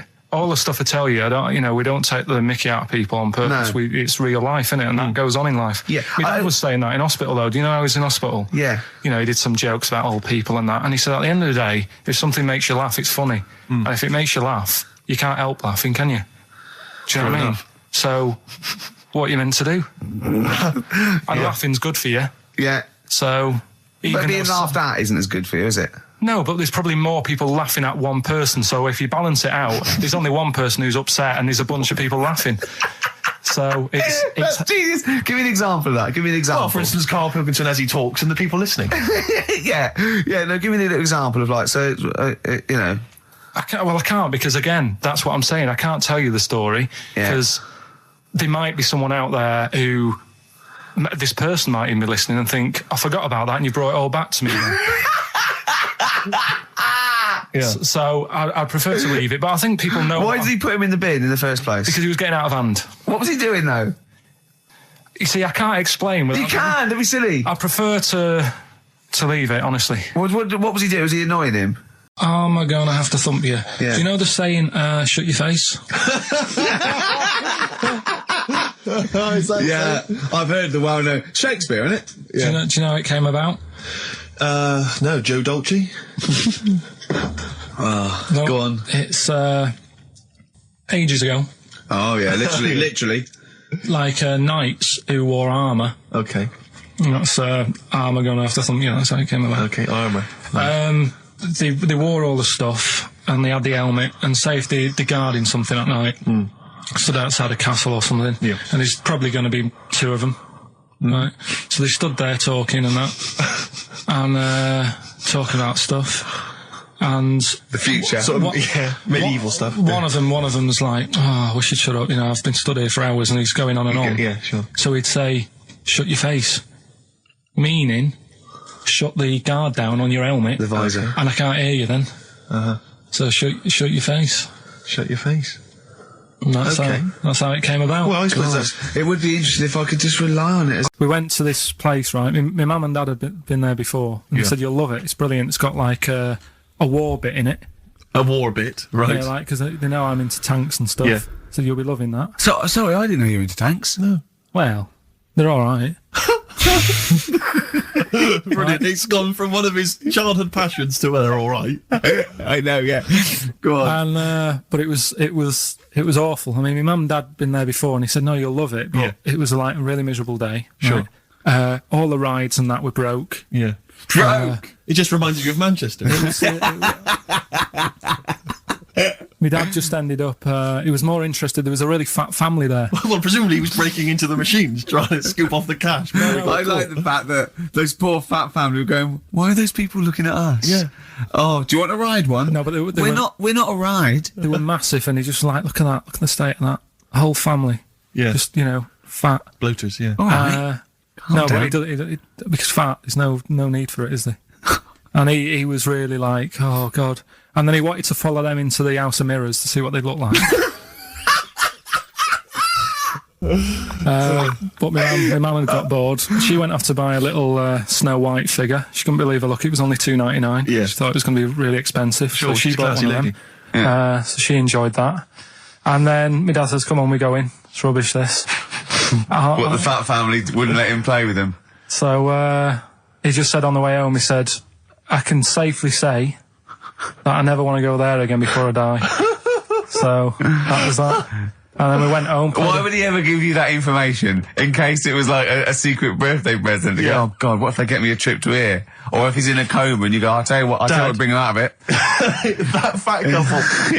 yeah. By his bedside. Yeah. But Suzanne said she now realises why I am the way I am after spending like a week with them. Well, they told her that they dropped you on your head as a kid, or? No, just like, you know, the way they act and that. Right, yeah. They were saying things like, Suzanne, so, why is the moon out at night and the sun in the day? Oh, God. Yeah. Oh, God, there's 3 of them. Suzanne, can you tie my shoelaces again? It was the bit when my dad said, don't waste money on a coffin for him, just put him in a bin bag. It's Educating Ricky Part 2. Oh, is it? Yep. I wasn't even listening. He's doing all the work, I wasn't even listening. I wanted to spill some water down that. Right, what's this one again then? Right. What's the teaser headline? Teaser headline is, What's Tomato with You?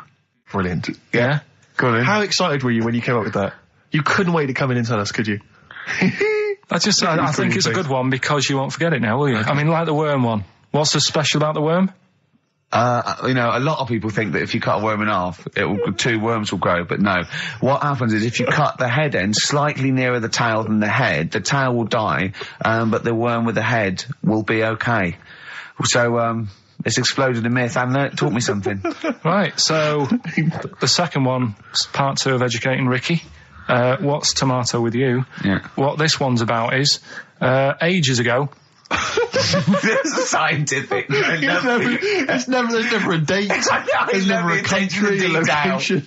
Okay, settle down, children. This is A-level history. Right. Once upon a time. Yeah. When a mental place with swords was a king. Forget his name, but he was a loony. So, and it was literally ages ago. Yeah. So, good luck in the exam. Yeah. Right. So, like, you know, all right, many years ago. Oh, yeah, cleared that up. Go on. They thought tomatoes were poisonous. Right? Okay. Because what hold on, are they going to be proved wrong at the end of this story? Well, because I don't want to give away the ending, but is it something to do with are they poisonous tomatoes? No. Oh, you're having a laugh. I don't believe it. Go on. They could have been eating tomatoes all this time. Oh, Steve, what's tomato with you anyway? Okay, so hang on a minute. Let's just recap quickly. Many years ago, when people thought tomatoes were poisonous. Yeah. Go on, Well, they didn't know they were poisonous then because they were still eating them. But what was happening? But they're not poisonous. But hang on a minute. All right, and it's not. I'm just going to listen. I'm not even going to talk. Okay, I'm not going to tackle it. So, if you remember, years ago they didn't have like pottery plates. They had lead plates. Right? What are you talking? Just let him talk. Sorry, what year is this? Let him talk. Come on. Plates made out of lead, and what they'd end up doing, they'd say, right, do you want a tomato? And they'd go, yeah, all right. And they'd put the tomato on the lead plate and cut it. And because of the acid in the tomato, right, it would sort of make the lead runny, and the lead would go into the tomato, and they'd say, oh, it's lovely this, and they'd be eating it. They'd get food poisoning, lead poisoning, what have you, and they'd be really ill.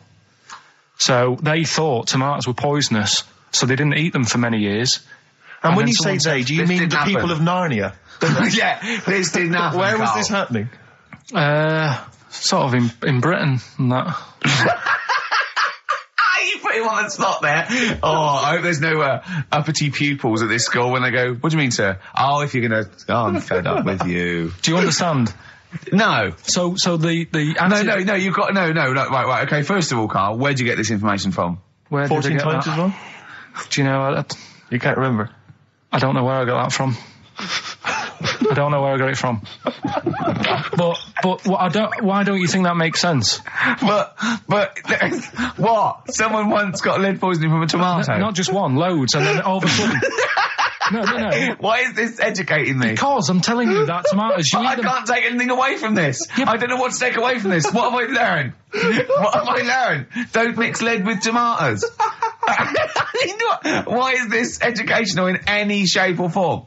What are you telling me? A long time ago in the land of Glunk, right, where the ninnies did slib, right, they thought tomatoes were poisonous because they ate plates of lead. What are you talking about? Yeah, but we all know tomatoes aren't poisonous. what we're taking from the story? Is that the moral of the story? Don't believe these people that I'd never heard of before. What are you talking about, Karl? I think it's a bit weird. It's a bit weird, yeah. It's the same people that were spreading those malicious worm rumours. My hangover's coming back. I've got to get some water. Play a record that was rubbish. Anyway. Educating Ricky. Good, we've settled that then. Go on. The titles that are meant to sort of pull you in. Yeah. We've got, what was it? Stocking, Aitken and Waterman. Yeah. You've got It's Not His Vault. And Get a Load with This. Get a load with this. So, which pun do I pick first? I think I'll go for Get a Load with This. Get a Lobe of This. Yeah, Get a Load with This, yeah. Well, that's a story about a girl who, she was deaf, right, for 4 years. And, it happened quite a bit back this. What year? Or was it, I think it was ages ago, was it? Yeah, quite a bit back. She was deaf for about 4 years. Having an argument with her mum, it said, which I didn't quite understand. Because I don't know how they do that. Yeah. But she was having an argument, and a man pushed her against the wall, and she banged her head, and her hearing came back. Okay. Was she wearing a Walkman, and it fell out? And she'd realised, there's no explanation. There's no explanation? Well, why is that teaching me something then? So I knew you'd say this, right? So I thought, right, I'll stick something on it. Do you know that bees are deaf? No, you can't just, no. If you ask someone something they don't know the answer to, they don't tell you something else. I'll tell you something else then. I can't answer that, I'll tell you something else. Imagine that, if you asked a teacher. Look, how do birds fly? Wow, if you're going to do that, tallest building is, I mean, what? Well, that was the equivalent, Karl, of running away when we asked you a question. Yeah, the intellectual equivalent. Look over there, there's a monster. Yeah. Listen. What do you mean? What she? Okay, so her hearing. There's no explanation. There's no explanation, or you don't know. Well, there isn't one, is there? Really, it's a bit weird. Did the doctors not look into it? No, I think they just said, "Oh, that's good." So again, I don't. Where did this information go? Is that, if you read this on the net, is that all they put on the net? There was once a deaf woman who hit her head and she could hear. Came back. It was bizarre things about being deaf. Was there three I've got that book. Yeah, it's a good book. That was there 3 more pages you just couldn't be bothered to read on? Yeah. No, it was just a little bit. And was there a little picture, a cartoon picture? No pictures. I just read it. Ow! Look, ow! If you don't want to know, if you don't want to learn, you know. Yeah. Okay. It's Not His Vault. Let me have It's Not His Vault. You got to save this. This has got to teach me something. It'll be an interesting story. Right. It's Not His Vault. This fella. Yeah. What year? Ages ago? Olden times? I'd say in the 70s. Okay. Would you? Any evidence for that?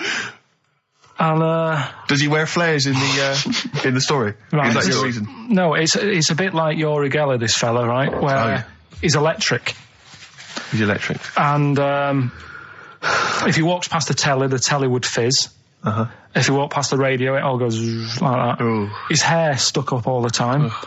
And he'd be having a bath and everything would be all right, and then the power would sort of switch on in his body, and the electric in his body made him jump out of the bath. So... What do you mean, so? What is that so? What does that so mean? You've given us nothing. You've given us nothing. You'd have to at least give us the scientific explanation. Yeah. Electric eels have 400 volts in them. Oh, is this the running away again? What was that one called? Yeah, but it's not his vault. But there's a reason not his fault. It's not his fault. I thought it was going to be something about keeping it safe. I think we should do these the other way round. I think you should tell us the story and then we'll hear the pun.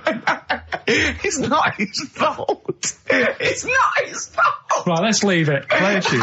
Forget it. Educating Ricky. We're not doing it. No, we are. What are you going for? Oh, he can handle it, I think. Don't worry about him. He candle it. He candle it. Okay, let's hear this one. Right, are you familiar with the phrase burning the candle at both ends? Yeah. Do you know how it's come about? I know a man who does. I assumed that it was to get more light in the room. How would that work? Well, they'd put it sideways and light both wicks, so out of one candle they could get two. No, go on. No, what it is... it means you're doing too much, you're staying up too much, you're not getting enough sleep, and you're... Well, years ago... Yeah. when they didn't have light bulbs and that. Oh yeah, what year is this? Literally ages ago, specifically. Yeah, quite a bit back. Okay. Didn't have light bulbs and that, so they used to have candles. When did the light bulb come in? Because I can't remember at the moment. Don't know. Okay, go on.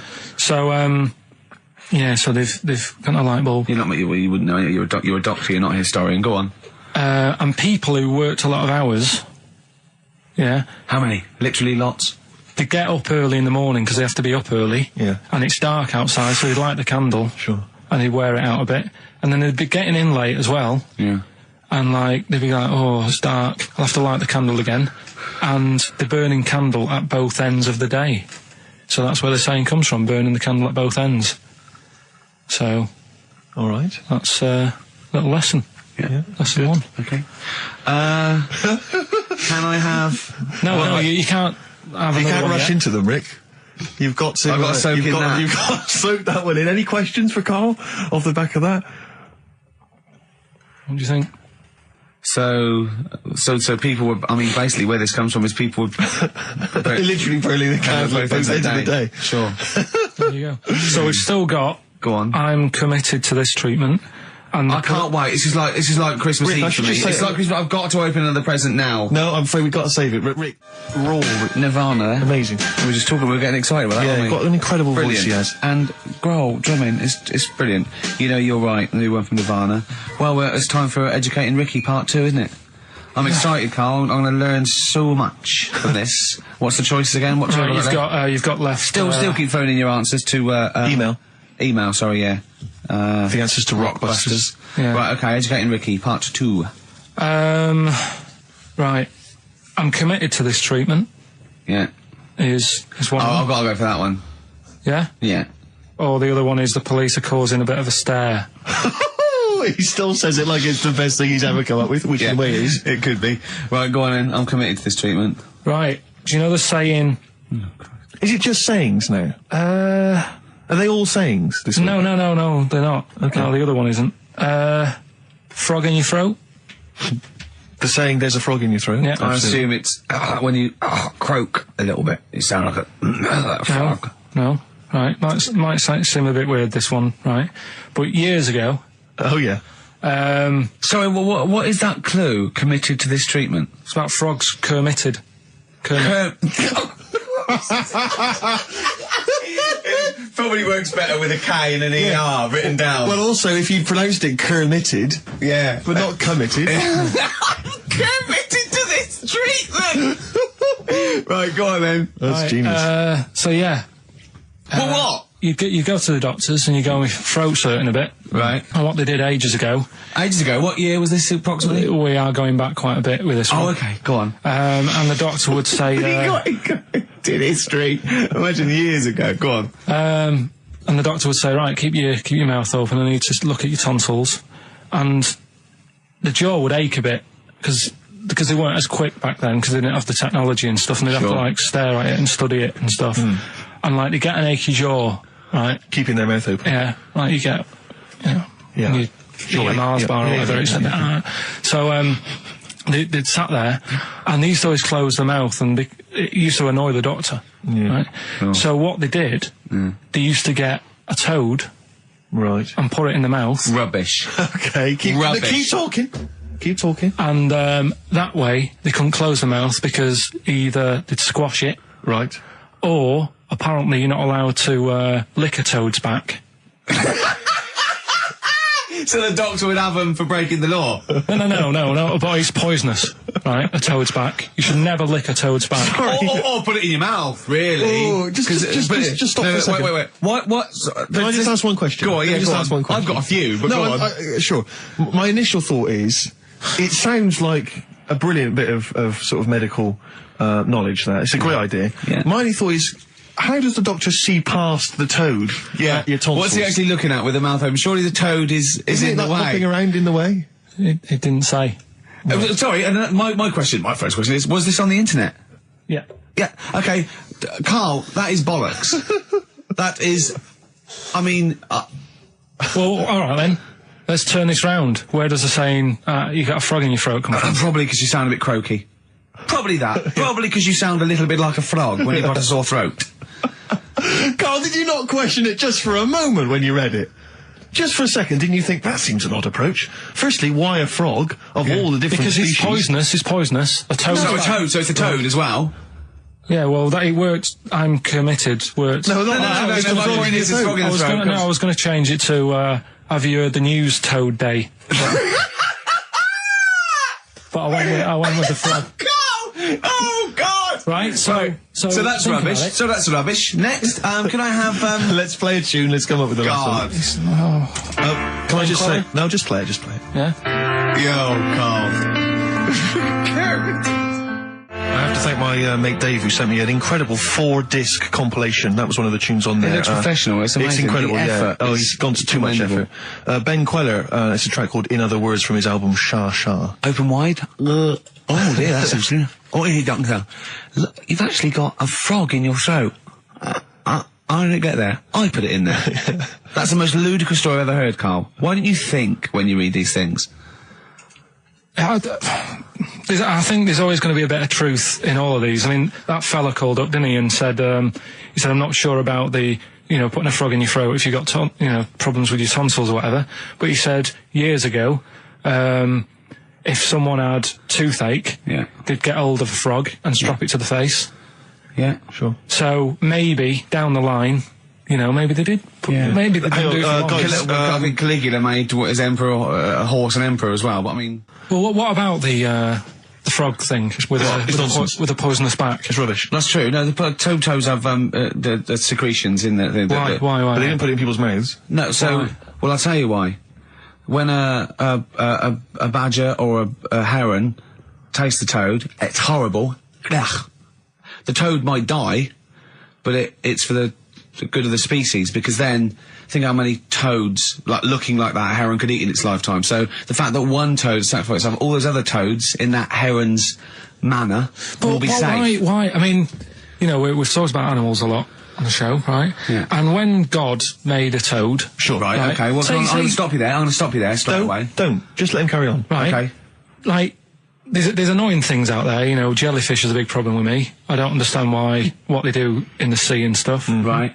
Right, but we'll leave them. God's right? problem for me, but go on. We won't talk about jellyfish. No. With the toad, right? If it's to protect itself. Yeah. Right, now it's not to protect itself, it's to protect its species. No, yeah, but that, surely, right, if the toad had a choice, if God said, right, what I'm going to do for you here, you can have something like a lobster's got claws, big claws to have a fight. Or I can give you something that if someone's having a go at you, you've got to try and persuade them to lick your back as a defence. Yeah. What use is, right... Oh, Godson. Well, I'll tell you why. What is God The up fact to? that there are still toads around is a testament to that defence working. That's all I'm going to say, okay? If the toad had died out, you'd have a point.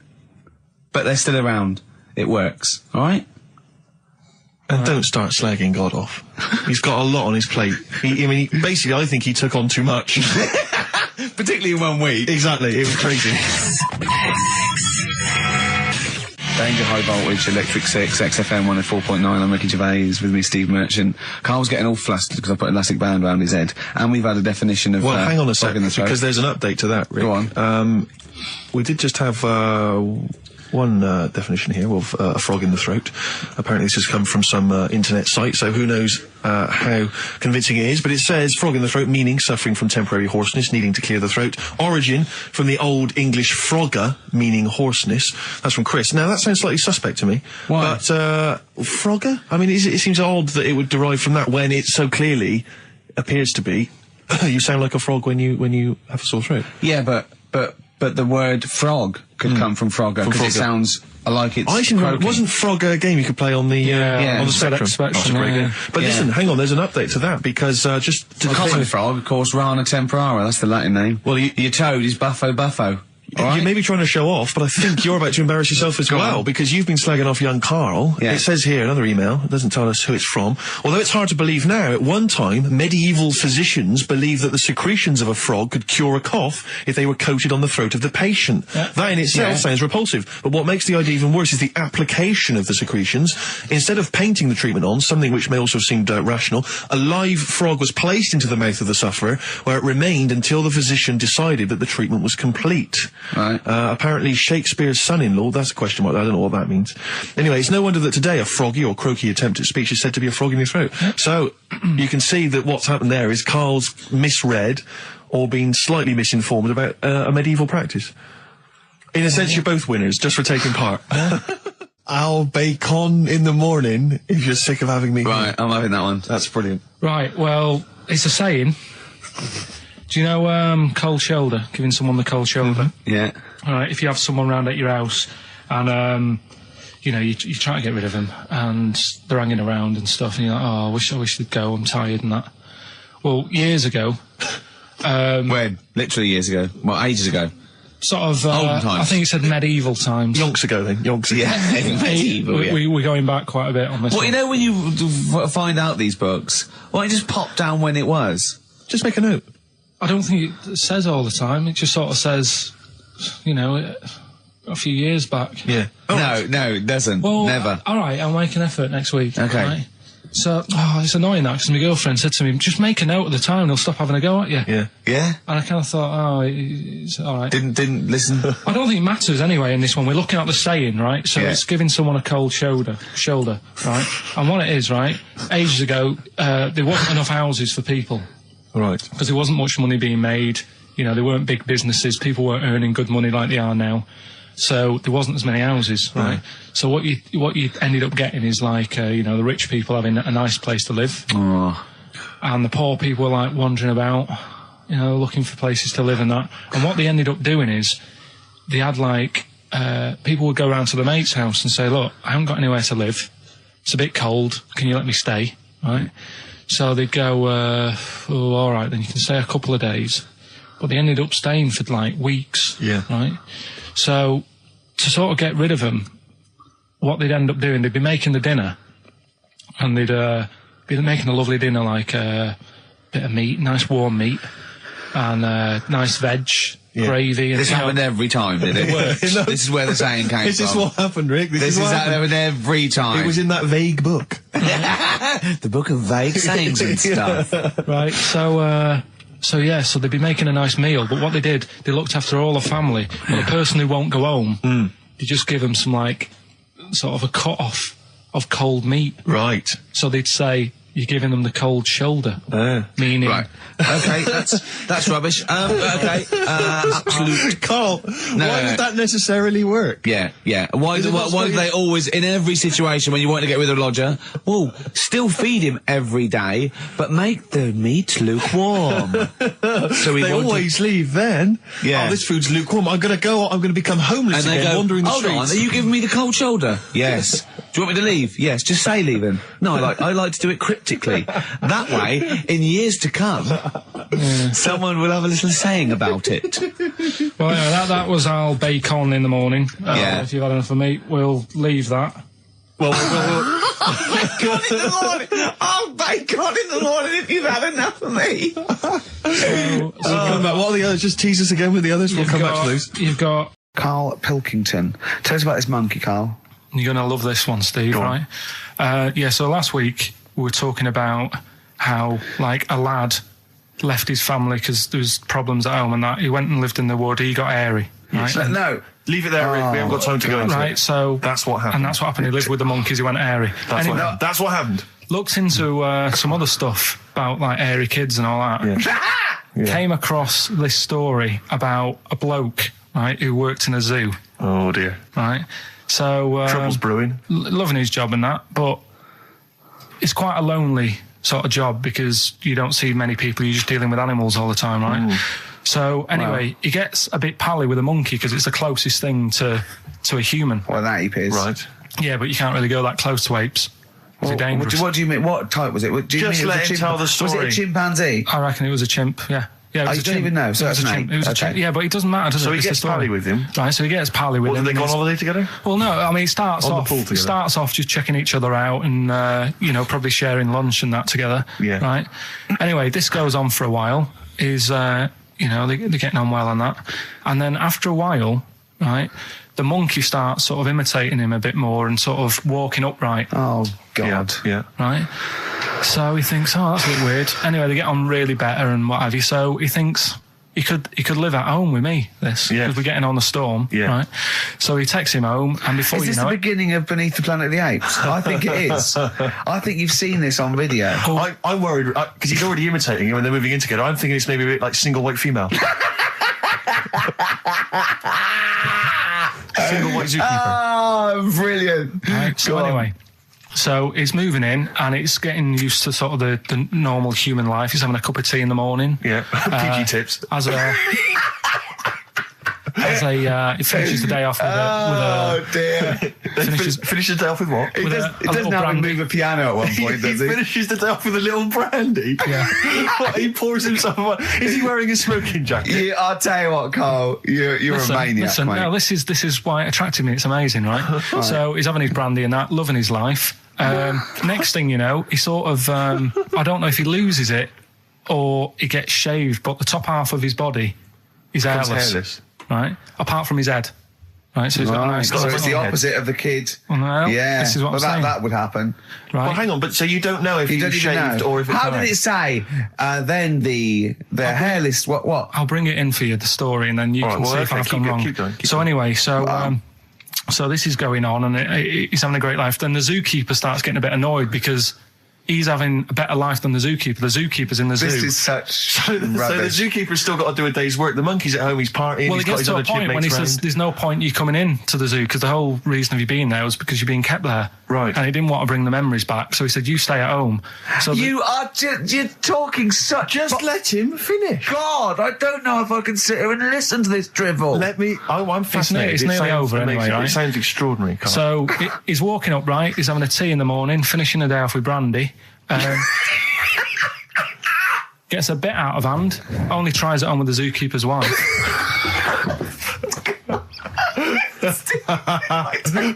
Make him go away, Steve. How does he do that?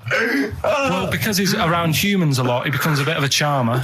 And But what is it that he could do to seduce her? Pick fleas out of her? he didn't say. He's but- built. He was built. Yeah, it's well done. So what about that? What do you mean, what about it, Carl? It's obviously not true. I don't understand how. I love the fact he becomes a charmer. He's got better taste in brandy. Exactly. And What was it that he was doing that seduced her? I don't know. Maybe because he was at home more than the zookeeper was. But what would he be doing, I love Carl? the fact that- He's not going to be talking with her. They're not going to be playing like Trivia Pursuit. Maybe she liked the silent type. He didn't go into that. He just said that's when the trouble started. Carl, play a record. Right. Is that what Suzanne did when she brought you in? Right, we're doing it now. This way. I noticed Heat magazine sort of put a bit of a spanner in the works. Why? Because they were saying, oh, maybe it'll be a Christmas edition of Rockbusters. And I'd already sorted them out. I wouldn't worry, Carl. Well, what I've done, I've cleverly tweaked them to make them Christmassy. So the Christmas bit in it has got nothing to do with it whatsoever, but I just thought... So you mean that clues have a Christmas element? Well, yeah, But it's the bands nothing aren't to do with the it's answer. nothing, it's nothing to do with the answer. Right. So why don't you just ask the normal ones and I'll ring a bell. I'll shake some bells. Well, it's the equivalent of that, but in sort of speech. Right. Brilliant. So the first one, there's a load of letters there asking for advice. Put them on Claire's desk. Oh, and have a good Christmas.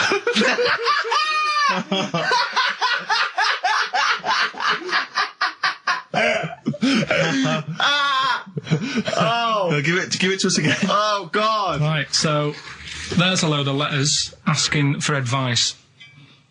Put them on Claire's desk.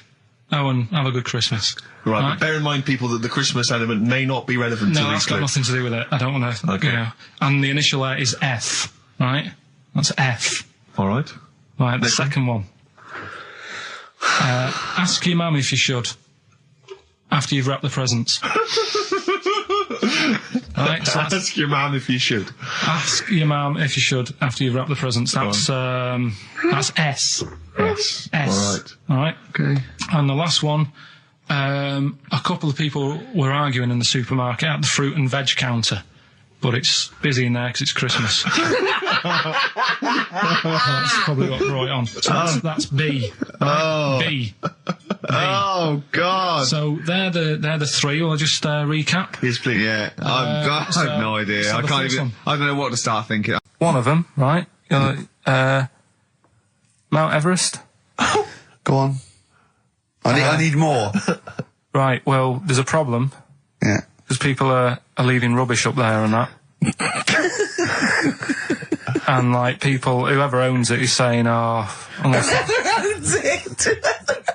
he's saying, forget this.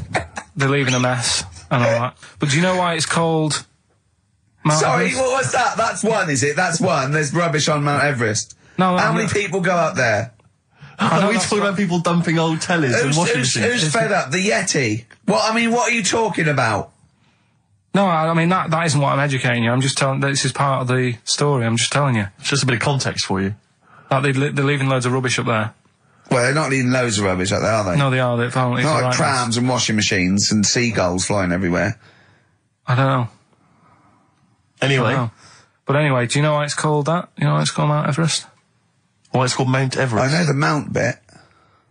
It's because it's a large mount, and if you climb it, by the time you get to the top, you need to have a rest. And that isn't the educating bit. I'm just telling Well, it's you. not true. Well, we'll leave that. Well, Right. no, Carl. In the name of everything holy, do you think that anyone named it because you have to have a rest when you've climbed it? Well, we'll see. You'll see what people say on email. But Well, it's definitely not. But anyway, That- that's one thing that I kind of thought, that's interesting. I'll remember that. I'll teach Ricky that, so you've learnt that. Right, now, there's a woman about 4 houses down. Right? Rough. Now, she used to wear leggings. Yeah. Now, they're a bad idea. They are a terrible idea. I agree with you there, Carl. If you're a lady of What the colour? normo persuasion... Were they pink? No, they were sort of black, but with all bits on them. Oh, right. Do you know what I mean? What, Yeah. toast and Just horse bits. droppings? Yeah, go on, yeah. And she used to, she's quite a big woman. Sure. Pauline Quirk, I think Yeah, we well, described her as. Look like a light bulb when It she's is those bending kind of over in women that are leggings. attracted to leggings. Yeah, I know, yeah. They are drawn to them like a moth. to a flame. Yeah. She used to wear them, and that's what I remember when I read this piece. And she used to work on one of those sex line things. Right. Right, she used to do that. But What, was she, an engineer? the weird thing with her was, she had big eyelids Right. Go on. that were too big, and this is what I was thinking. What right? do you mean she had big eyelids? How big do eyelids have to be for you to go, they're big eyelids? What was she shoplifting with them? Would she come out of Dixon's with, like, radio stored in them? What do you mean she had No, big eyelids? It was another one of them popular things around our way. Do you know? Like, What do you mean popular things? They didn't people go, have they go, oh, I'll tell you what, they're all the rage. Can I get some big eyelids, please? No. It was just like one of them things that people suffered with. Just big eyelids. They could hardly open their eyes. What do you mean? What do you mean? That's one of the popular things around where I grew up. People had big eyelids. They could hardly open their eyes. What does that mean? What sort of freak town were you born in? You had webbed feet people with big heads. You got women with big eyelids. What does big eyelids mean? Are you confusing her with the horse? Yeah. Did she have hooves? Look, what? That might be the last one ever. Oh, chimpanzee, that monkey news, you Right. Now, it was back in the 1980s. Right. So it is quite topical then. Okay. When did this happen then? 1980s? Yeah. Yeah. It's about a Colombian F1 sort of, Formula One driver. Apparently these races were going on, right? And someone kept winning them. Right, okay, forget it. No, don't do it. It's because it's rubbish. Because it's rubbish. Right, so someone kept winning the races. So this human that kept winning the race. So this human being that kept winning the races, Karl, what was his name? His name it's Jimmy something. Yeah. How tall is he? Just out of interest. No. Let's hear the story. Let's hear the story. Was he about 4 foot You 8? might find out if I tell you the story. Right? Go on. So anyway, he kept winning and everyone was like, oh, he's brilliant, this guy, who is he, and all that. Yeah. But his gimmick, right? Was never showing his body or face? That's right. Never You're took his joking. helmet off. You're an idiot. Never took his helmet off, right? You know the short trousers he used to wear? His trousers were about a foot long, but his shirts, the sleeves were really long. Anyway, right, so because he wouldn't take his helmet off... and You're an idiot. He was taking part in, like, the F3, which is like the lower ranks of Formula 1 and that. Just get to it. Everyone thought it was like a famous driver who was taking part in that. Get to being a monkey. Anyway, what happened was, there was a crash one day. Yeah. And the car tipped over, everyone's like, oh... He ran up a tree? So... They suspected when he ran away with the ambulance, people up a tree and started eating a banana? So the marshals ran over and the ambulance people were there and they were about to take his helmet off, and the marshal was like, don't take his helmet off. Give away the secret that he's a monkey. Give away the secret and that. Yeah, chimp. Yeah. Took his helmet off. Jimmy Chimpus. Little monkey under there. No, definitely not. Can't we just... Don't get the just because so far you've come up with nothing. What's the last one? Give us the teaser clue again. It was, I want to come here in hindsight. I wouldn't have come here in hindsight. Yeah. Right, give me some education. This will be the thing that teaches me something. I can feel it in my bones. Come on. There's a kid in Kenya. He was messing about with some beans. Magic. We guessed that as well. You did, yeah. He's fed up because we've guessed his puns, I think. He put one of them in his ear. Yeah. The mum or the dad said, oh, what have you done that for, or whatever. Yeah. So I'll have to take you to the doctors now. So they took the kid to the doctors, and the doctor said, he said, I can get that out, I can sort that out for you. So he took it out, and the doctor said, right, that's £3.50. And the dad said, I've only got £2.70 on me. And the doctor said, right, well, and he put the bean back in his kid's ear.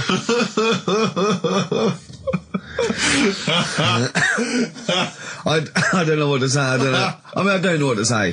I mean, a couple of questions from me very quickly. Are you sure that those were definitely the sums involved, were they? Well, the equivalent of whatever the deal with in Kenya. Yeah. It was the equivalent of £3.50. So what currency was it, Karl, that you translated into sterling? I don't know. No, it was saying in the thing. It said the equivalent of £3.15, £2.70. Did it say that? Yeah. Sorry. Did it say that? Yeah. Karl, look at me. Did it say that? Yeah, it said that was the. Did it say that? Yeah. Yeah, it did. It definitely said that. Definitely. Yeah.